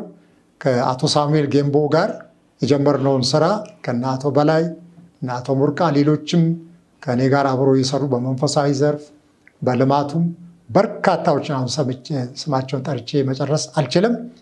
እግዚአብሔር በጣም በዚያ ጊዜ ተጠቅሞን ብዙ ፍሬ በማግኘታችን ለእግዚአብሔር ክብርን መስጠት እወዳለሁ።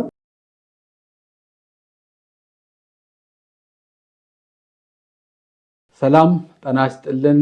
እንደምን አላችሁ? የጌታ ጸጋና ሰላም ይብዛላችሁ። እኔ መጋቢ እንድሪያስ ላሌ እባላለሁ።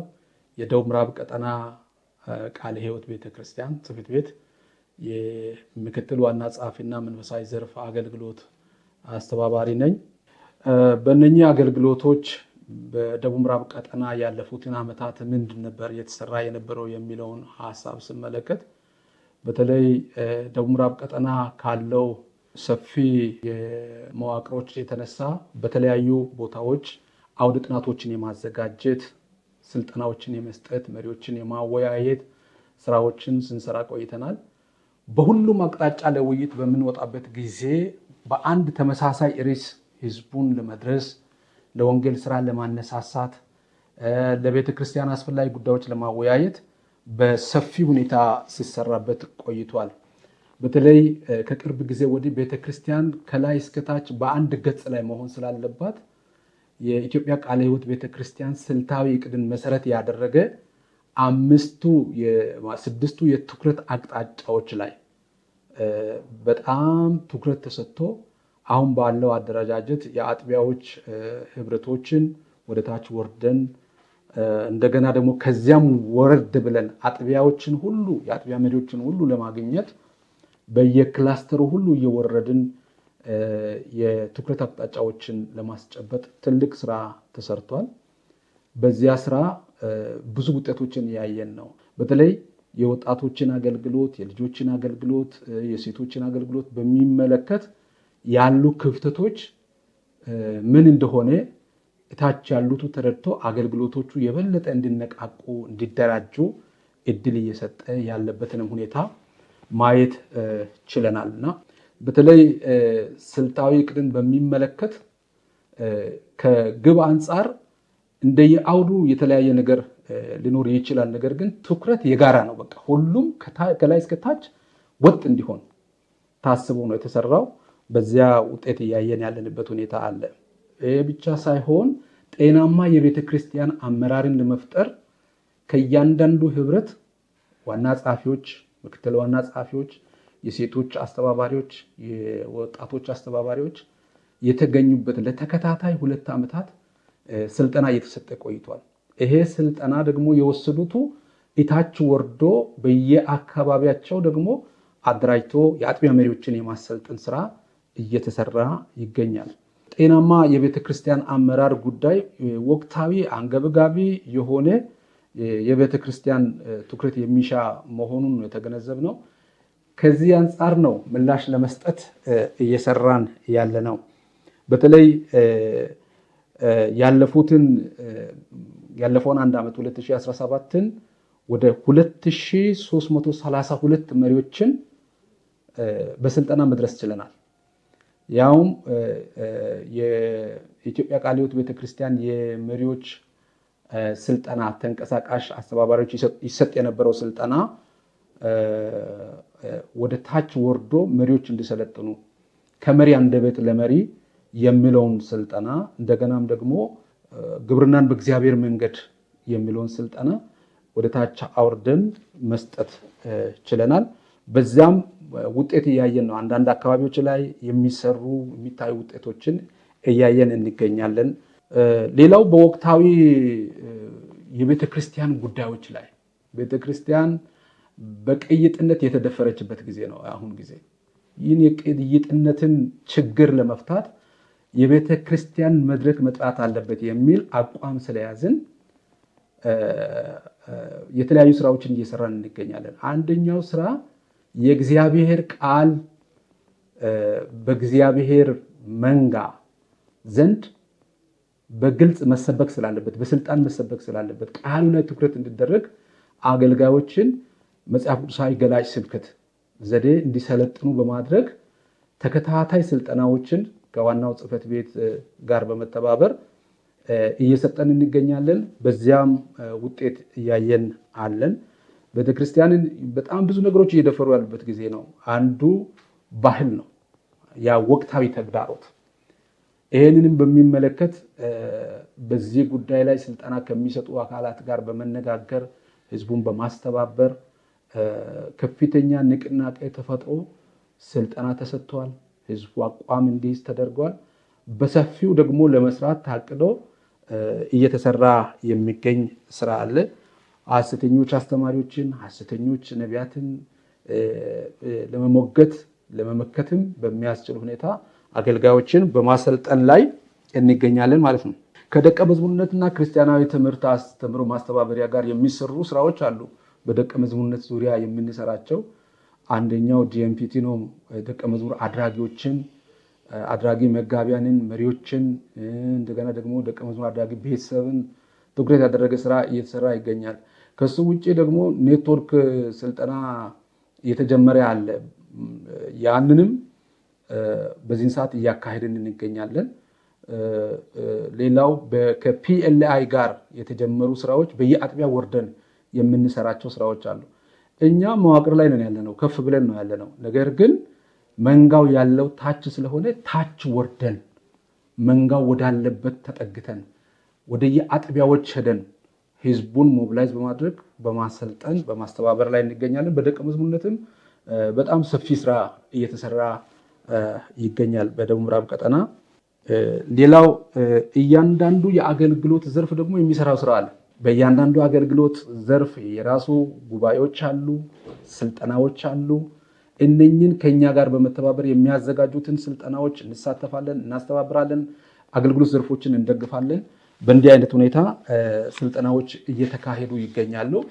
በቢሮ ደረጃም በየሩብ ዓመቱ እያንዳንዱ የአገልግሎት ዘርፍ አስተባባሪ የጋራ ጊዜ አለ። በጋራ ቁጭ ብለን ምን እንደተሰራ ምን እየሰራን እንዳለን እንገመግማለን፣ እንነጋገራለን፣ እንጸልያለን። እንደዚህ አይነት ስራዎች አሁን እየተሰሩ ይገኛሉ።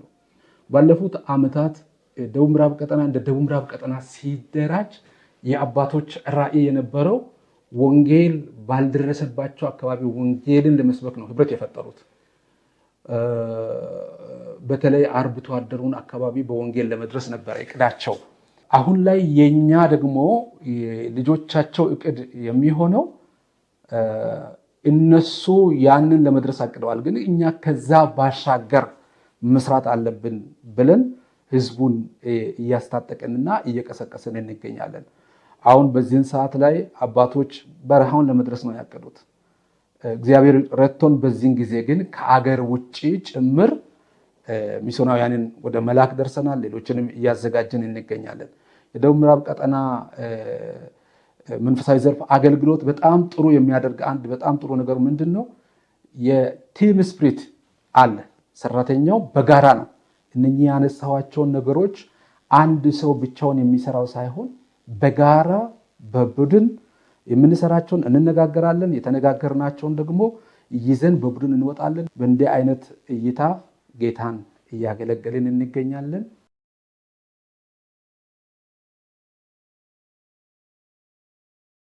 ስሜ እህት አበራሽ ሰለሞን ይባላል።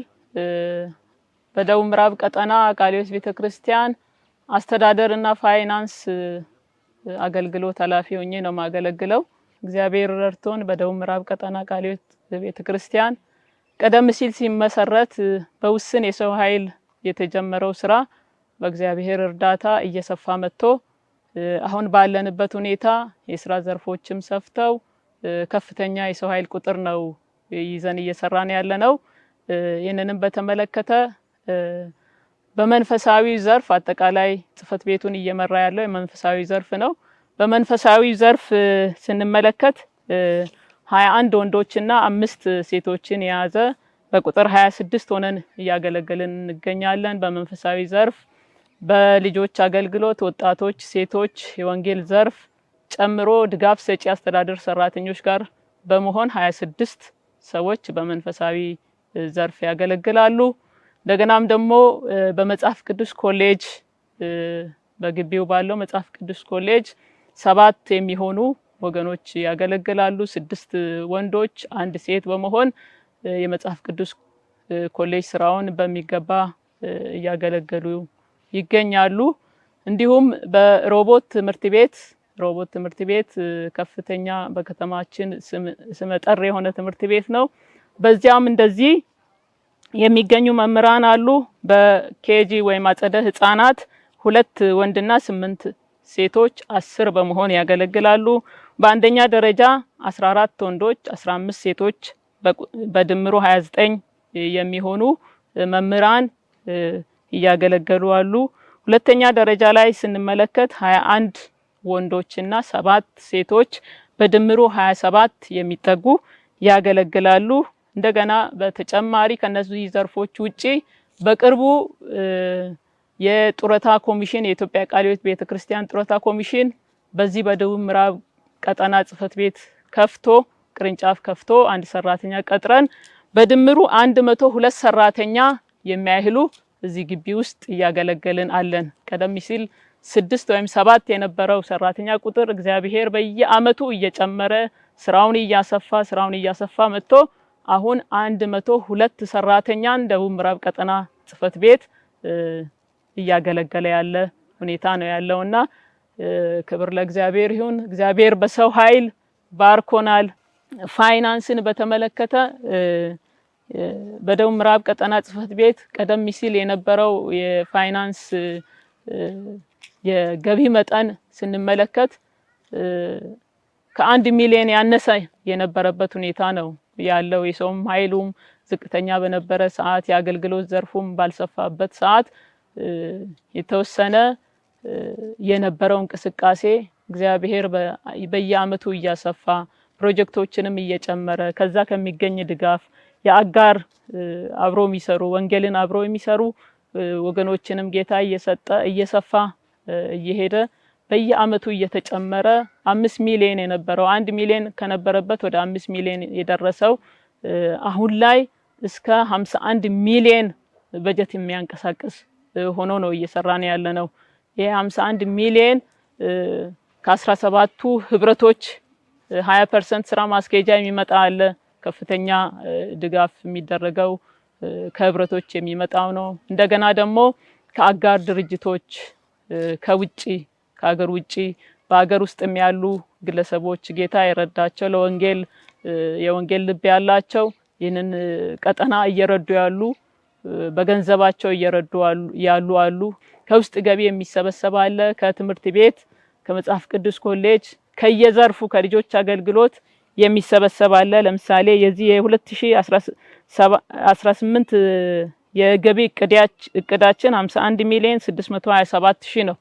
ይሄም የሚሰበሰበው ህብረቶች የሚሰበሰብ 20%፣ ከአጋር ድርጅቶች ከውስጥ ገቢ ከስልጠና ድጋፍ ከብርሃን ባንክ ሼር ትርፍ ክፍፍል የሚደርሰን አለ። ከልጆች አገልግሎት፣ ከወጣቶች፣ ከሴቶች፣ ከወንጌል ዘርፍ፣ ከመጽሐፍ ቅዱስ ኮሌጅ፣ ከሮቦት ትምህርት ቤትና ከኢሳኮር ሁለገብ ቢዝነስ ማዕከል ከነዚህ የሚሰበሰበው ገቢ 51 ሚሊዮን 627 ሺህ ድረስ እንዲደርስ ሆኗልና በዛውም ልክ ቅድም የተገለጸው 102 ሰራተኛ የደሞዝ ወጪያቸውን ሸፍነን የስራ ግብር ጡረታ ከፍለን ጡረታቸውን መብት አስከብረን በአግባቡ ወራዊ ደሞዝ እየከፈልን እያስተዳደርን እንገኛለን። እግዚአብሔር ረድቶን መኪኖችም ጌታ ሰጥቷል፣ እነሱን እናስተዳድራለን።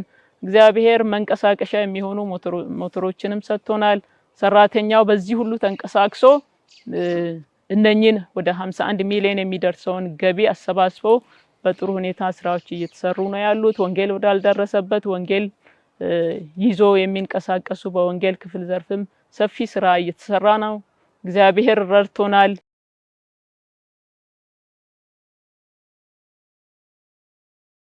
ስሜ መጋቢ ደስታ ዲያ ይባላለሁ። በደቡብ ምዕራብ ቀጠና ወንጌል አገልግሎት ማስተባበሪያ ቢሮ ላይ ወንጌልን በማስተባበር አገለግላለሁ።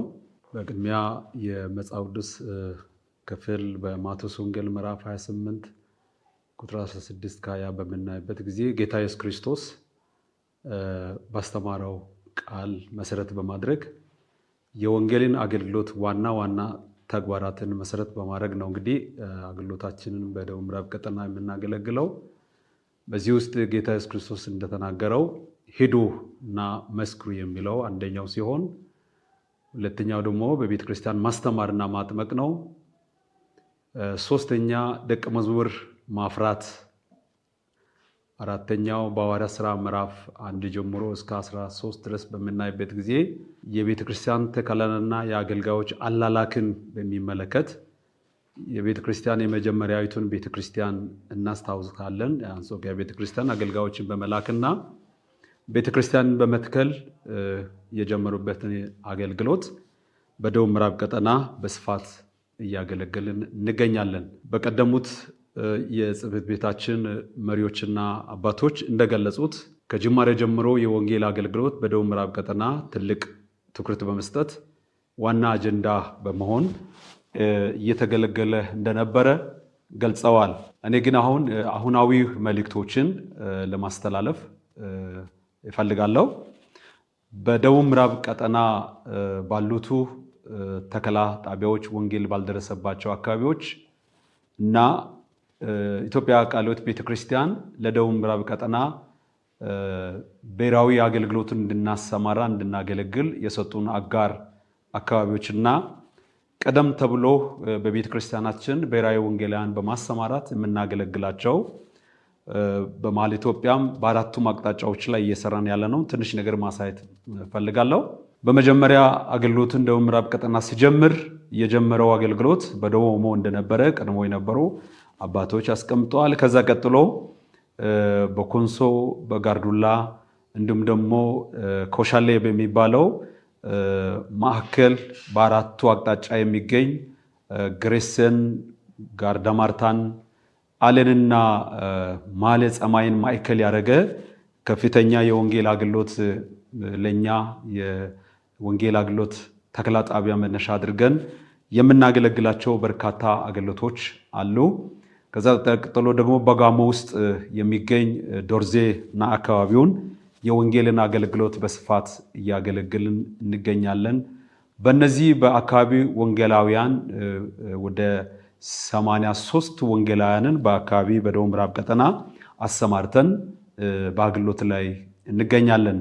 ከዚህ በመቀጠል ደግሞ በብሔራዊ ወንጌል አገልግሎት በሰሜኑ ክፍል ሰሜን ምዕራብ ላይ ጎንደር፣ ጎጃም፣ መተከልና ሌሎች ደግሞ በወሎ አካባቢ አልፎም አሶሳ ላይ በሰፊው የብሔራዊ ወንጌላውያንን በማሰማራት አልፎም ደግሞ ትግራይ እንዲሁም ደግሞ ቤንሻንጉል ጉሙዝ ላይ ወደዚህ በመሀል ኢትዮጵያ አዲስ አበባ ላይ መቂም ዙሪያ ላይ ትልቅ የወንጌል አገልግሎት እያገለገልን እንገኛለን። አልፎ በደቡብ ላይ የተማሪዎችን አገልግሎትም ከዚሁ ጋር ያይዘን በአርባ ምንጭም ሆነ በካምፓሶች ባሉበት የትምህርት ተማሪዎችን አገልግሎት በመደገፍ የወንጌል አገልግሎት በጂንካ ካምፓስም በአርባ ምንጭ ካምፓስ ዙሪያ ላይ ወንጌላዊን በማሰማራት የወንጌል አገልግሎት በስፋት እያገለገልን እንገኛለን። እነዚህን ጨምሮ ወደ 47 ብሔራዊ ወንጌላውያንን አሰማርተን የወንጌልን ስራ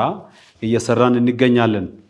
ከዚህ በመቀጠል ደግሞ በቀጠናችን ቅድም እንደጠቀስኳችሁ በጣም ሰፊ አገልግሎቶች ከሚሰጡ 17 ህብረቶች ውስጥ ሰፊን አገልግሎት እያገለገልን ስንገኝ በውስጣቸው ያሉ አካባቢ ወንጌላውያንን በማሰማራት ወደ 62 አካባቢ ወንጌላውያንን በማሰማራት በራሳቸው ደረጃ ትልቅ ስራ እየሰሩ ይገኛሉ።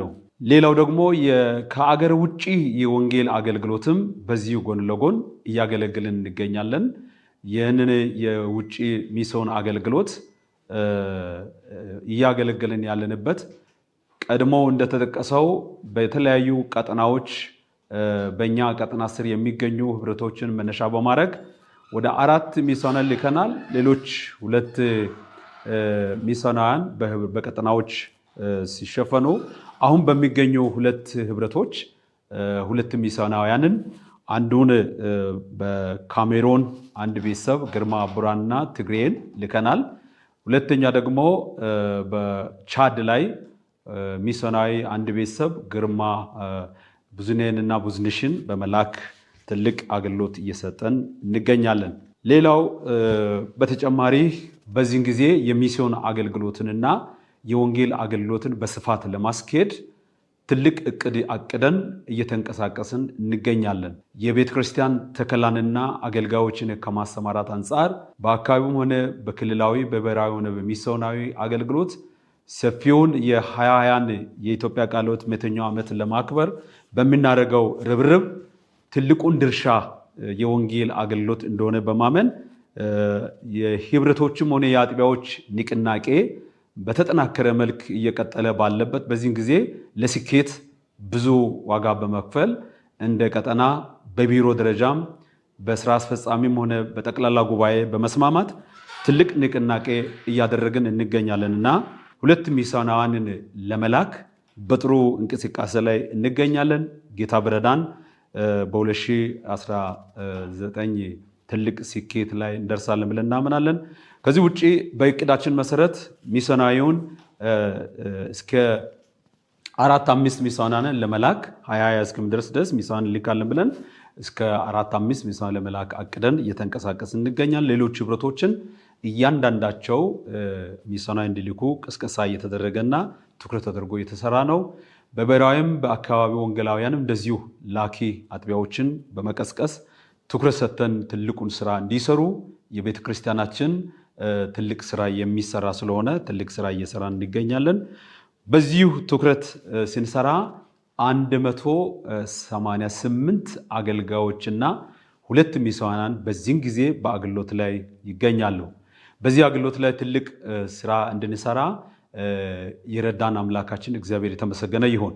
ደግሞም ትልቅ ተግዳሮት አለን። ይህንን አገልግሎት እንዳናስኬድ አንደኛውና የመጀመሪያው የፖለቲካውና የቤተ ክርስቲያናችን ከቤተ ክርስቲያን አገልግሎት አንጻር ሰፊውን የወንጌል ስራ ስንሰራ ያው በችግር በፈተና በሰልፍ መካከል ቤተ ክርስቲያን እያለፈች እንደምታገለግል ሁላችን እንደምናውቀው ሆኖ አሁንም ቢሆን በአካባቢውም በብሔራዊ ወንጌል አገልግሎትም እንዲሁም ደግሞ በሚስዮን አገልግሎትም የሚፈጠሩ ችግሮች የአገሪቱ ሰላም ማጣት ችግር ለወንጌል አገልግሎት ትልቅ እንቅፋት ሆኖብናል።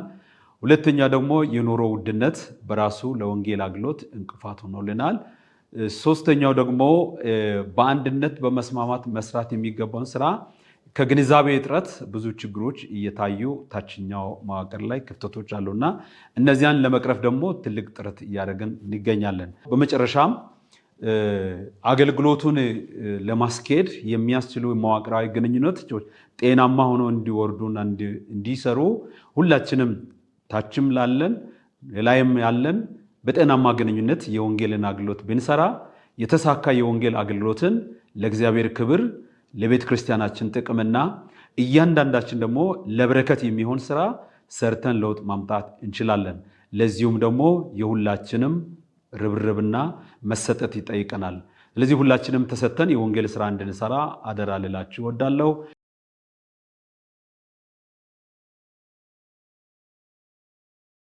ስሜ በቀለች ዋለሙ እባላለሁ። የደቡብ ምዕራብ ቀጠና ቃለ ሕይወት ቤተክርስቲያን ሴቶች አገልግሎት አስተባባሪ ነኝ። ወደ አስተባባሪነት የመጣሁት 2004 ዓመተ ምህረት ነው። ከዛ በፊት አስተባባሪ አልነበረም። ደቡብ ምዕራብ ቀጠና ሴቶች አገልግሎት የተጀመረው ከታሪክ ስናይ 1989 ዓመተ ምህረት ነው የተጀመረው። በዚያን ጊዜ አገልግሎቱን የጀመሩ እናቶች ወይዘሪት ብሩክታዊት ኡርካይቶ ከቁጫ ህብረት ነው። የዛኔ 6 ህብረቶች ነበሩ። ቁጫ ህብረት፣ ጋሞ ህብረት፣ ካምባ ህብረት፣ ደቡብ ኦሞ ወይ ጂንካ ህብረት፣ ጎፋ እና ዳውሮ ህብረት በመባል ይታወቃሉ። ከዛ የመጡ ሴቶች ነበሩ የመጀመሪያዎቹ መሪዎች። ሙሉነሽ ጦና አሁንም ከቁጫ ህብረት ምክትል ሰብሳቢ ሆና አገልግላለች። አለሚቱ ከካምባ ጻፊ ሆና አገልግላለች። በዛን ሰዓት ብዙ የተመቻቸ ነገር አልነበረም። ቢሮ አልነበረም። የሚሰባሰቡበት ስብሰባ አዳራሽ አልነበረም። ደግሞ እንደገና መስተንግዶ የሚዘጋጅበት አልነበረም። በዛ ሁሉ ተግዳሮት ውስጥ አልፎ ነው አገልግሎቱን እንግዲህ ያስጀመሩት። ከዛ እነሱ በብዙ ሲያገለግሉ እግዚአብሔርም ስረዳቸው ከዛ በኋላ ከነሱ ቀጥሎ ደግሞ ወይዘሮ ፀሐይነሽ ዋንኬ ከአርባ ምንጭና አካባቢ እሳቸው ደግሞ አገልግሎቱን አስቀጥለዋል። እነሱን የረዳቸው ጌታ ወይዘሮ ፀሐይነሽ ዋንኬና ዘርፍነሽ ጳውሎስ ጻፊ በመሆን ሌሎችም ኮሚቴዎች ሆነው አገልግሎቱን እንደገና አስቀጠሉ።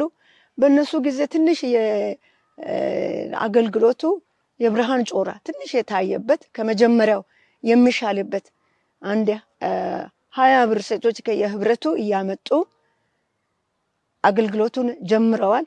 ከእናቶቻችን እንደምንረዳው እና በዛ አገልግሎቱን ጀምረው ወይዘሮ ፀሐይነሽ ዋንከና ከነሱ ጋር የነበሩት ለረጅም ዓመት አገልግለዋል። ለአንድ 12 ዓመት የሚያህል አገልግለዋል። በጣም ጠንካራ አገልጋይ ናት።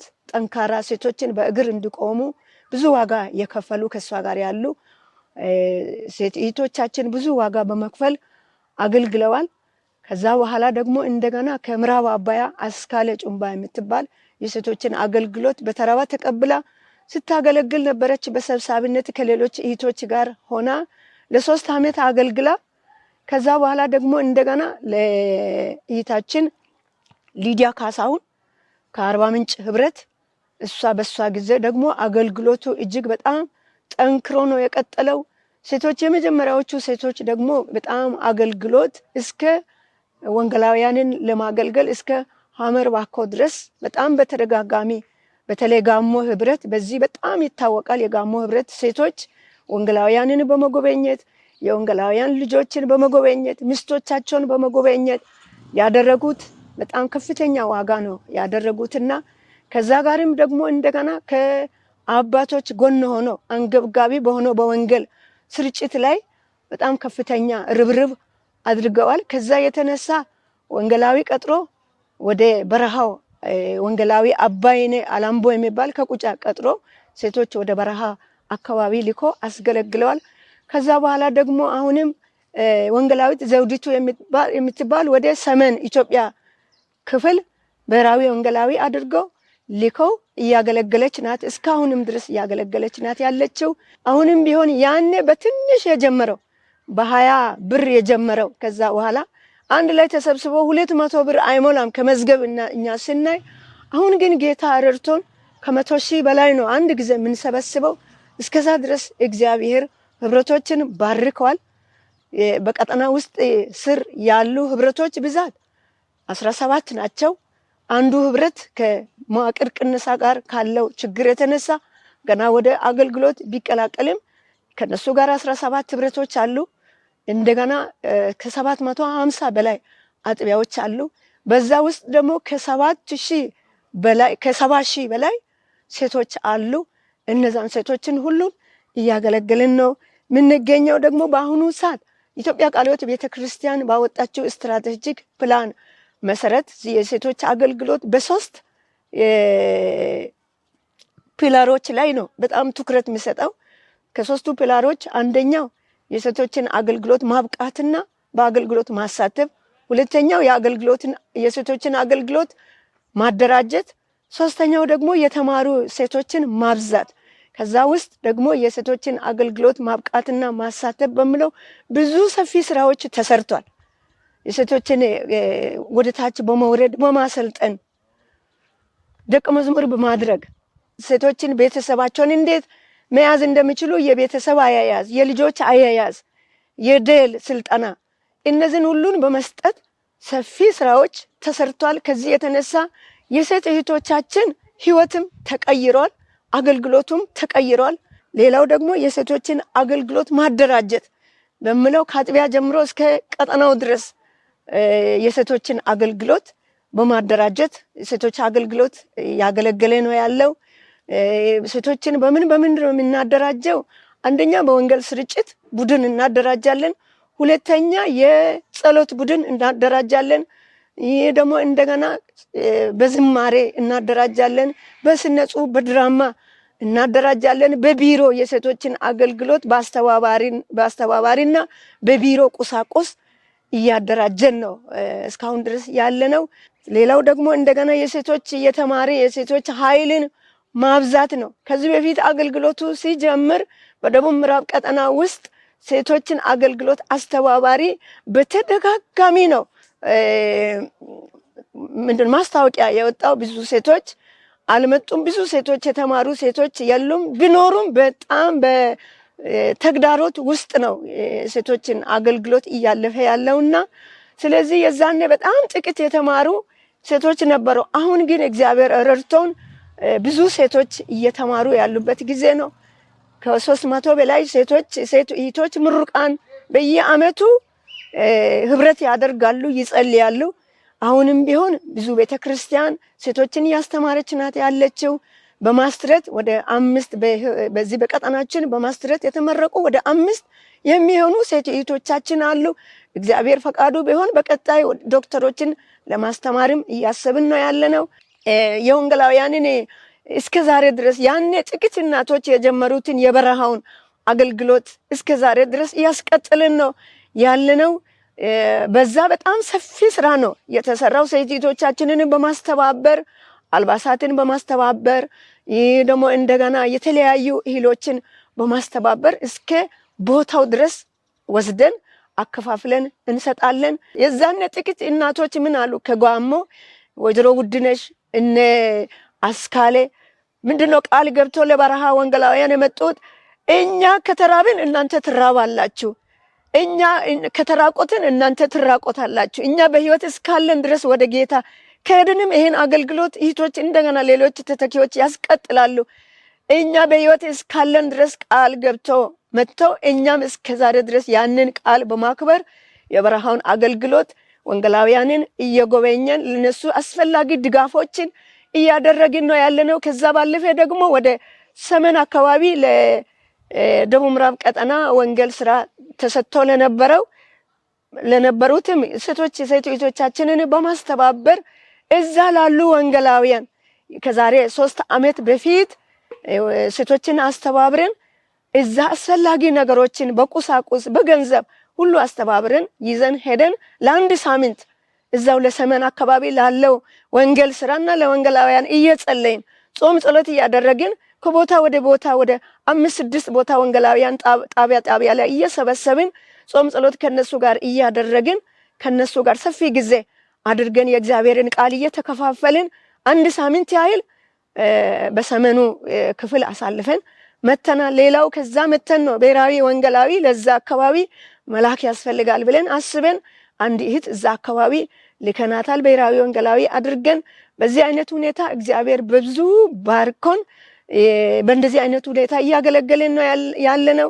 አሁንም በሰፊ አገልግሎቱ እንዲሄድ ሴቶቻችን ከአጥቢያም ከህብረትም ከቀጠናም ካለው ከመሬት ወስደው ኢኮኖሚያዊ ህይወትን ለማሳደግ ወንጌልን በስፋት ለመስራት ተዘርግተን ለመስራት ገቢ ማደግ አለበት ብለን ከደቡብ ምዕራብ ቀጠና የደቡብ ምዕራብ ቀጠና አባቶች ቦታ ሰጥቶን በዛ ላይ የባልትና እቃዎችን ለመሸጥ የተለያዩ ጁስ የተለያዩ ነገሮችን ለመሸጥ ቦታ ወስደን ከ1 ሚሊዮን በላይ በሆነ ወጪ አድርገን የተለያዩ አገልግሎት የሚሰጥ 3 ክፍል ሰርተን በሴቶች ጉልበት ማለት ነው። ቀጠናውም ረድቷል፣ ህብረቱም በዛ ላይ ረድቶናል። በዛ ላይ አድርገን አሁን ስራ መስጠት ጀምሯል። በዚህ አይነት ሁኔታ ላይ እያገለገለን ነው ያለነው። ሴቶች በእርግጥ ለቤተ ክርስቲያን የጀርባ አጥንት በመባል ነው የሚታወቁት። ብዙ አገልግሎቶችን እያገለገሉ ነው። ሴቶች የማይገቡበት አገልግሎት የለም። በልጆች አገልግሎት ሴቶች ይገባሉ። በወንዶችም በወንጌል አገልግሎትም በየትኛውም ዘርፍ ሴቶችም የማይነካካ አገልግሎት ክፍል የለም። በዛ ሁሉ ገብተው አገልግሎትን እየሰጡ ነው ያሉት። አሁን ደግሞ በጣም ለሴቶች አገልግሎት ማነቆ የሆነ ችግር የሆነ እስከ ዛሬ ድረስ ያልተፈታ አንደኛ የሴቶች አስተባባሪዎች በአጥቢያ ላይ በጣም ጥቂት አጥቢያ ላይ ነው ያሉት። የአስተባባሪዎች በአጥቢያ ላይ አለመኖሩ አገልግሎቱ በጣም ፍሰቱ እንዳይሄድ በጣም እየከለከለ ነው ያለው። ቢሮ የለም። በአጥቢያዎች ላይ ወርደን ስናይ አብዛኛው አጥቢያ ላይ ቢሮ የአገልግሎት ሴቶች አገልግሎት ቢሮ የለም። ቢሮ ከሌለ እንግዲህ ለመጪው ትውልድ የሚያስቀምጡት ነገር አይኖርም ማለት ነው። መጪው ትውልድ መጥቶ የሚያነብ ነገር የሚቀመጥበት ቢሮ መኖር አለበት። ሌላው ደግሞ የተማሩ ሴቶችን በቤተ ክርስቲያን ከወንዶች ጋር እኩል መቅጠር አለ። እግዚአብሔር እንግዲህ ሰጥቶ ሴቶችን በወንዶችም እግዚአብሔር ጸጋውን እኩል ይሰጣል። ግን መጽሐፍ ቅዱስን ከተማሩ በኋላ ብዙ ሴቶች ተስፋ ይቆርጣሉ፣ አይቀጠሩም። እኩል ተምሮ ሲመጡ ለወንዶች ቦታ ተሰጥቶ ይቀጠራሉ። ለሴቶች ግን ብዙ ሴቶች ወደኋላ ለሌላ ስራ ነው ወደኋላ የሚሄዱት። ስለዚህ ይሄ ለኛ በጣም እጅግ ችግር ሆኖብናል። አገልግሎቱን አለመቀበል አለ፣ በአጥቢያ ደረጃ ትኩረት አለመስጠት አለ። ከዚህ የተነሳ ብዙ ተዘርግተን እንዳንገለግል ብዙ ተግዳሮት የሚሆኑ ነገሮች አሉ። ሌላው ደግሞ የሴቶች ባንክ አካውንት ይከፈት ብሎ የኢትዮጵያ ቃለ ሕይወት ቤተክርስቲያን ከላይ እስከ ታች ድረስ ደብዳቤ ወርዷል። ግን ብዙ አጥቢያዎች የሴቶችን አገልግሎት ባንክ አካውንት ለማስከፈት በጣም በብዙ ትግል ውስጥ ነን ያለነው። ስለዚህ የባንክ አካውንት ለሴቶች አገልግሎት እንዲከፈት ነው። ያ ማነቆ ነው ለኛ። አስፈላጊውን በጀት ይዞ እንዳይሄዱ ሰርቶ ካስገቡ በኋላ ለማውጣት በጣም ነው ችግር የሚያዩት። ለምን ይሄን ሁሉን ይዛችሁ ትሄዳላችሁ? ይሄ ሁሉ ለምን ወጪ ይሆናል? ለምን የሚባሉ ጥያቄዎች አሉ። ከዚህ የተነሳ የኢትዮጵያ ቃለ ሕይወት ቤተክርስቲያን ባንክ አካውንት ለሴቶች አገልግሎት ይከፈት የተባለበት በብዙ አጥቢያ ገና የተጀመረ ላይ ነው ያለው ባንክ አካውንት መክፈት። ይሄንን ለአጥቢያዎች አደራ እላለሁ፣ ለመሪዎች አደራ እላለሁ። ይሄንን አገልግሎት በእግሩ ቆሞ እንዲሄድ በጣም ተዘርግቶ እንዲያገለግል ባንክ አካውንቶች ይከፈቱ፣ አስተባባሪዎች በየአጥቢያው ይቀጠሩ።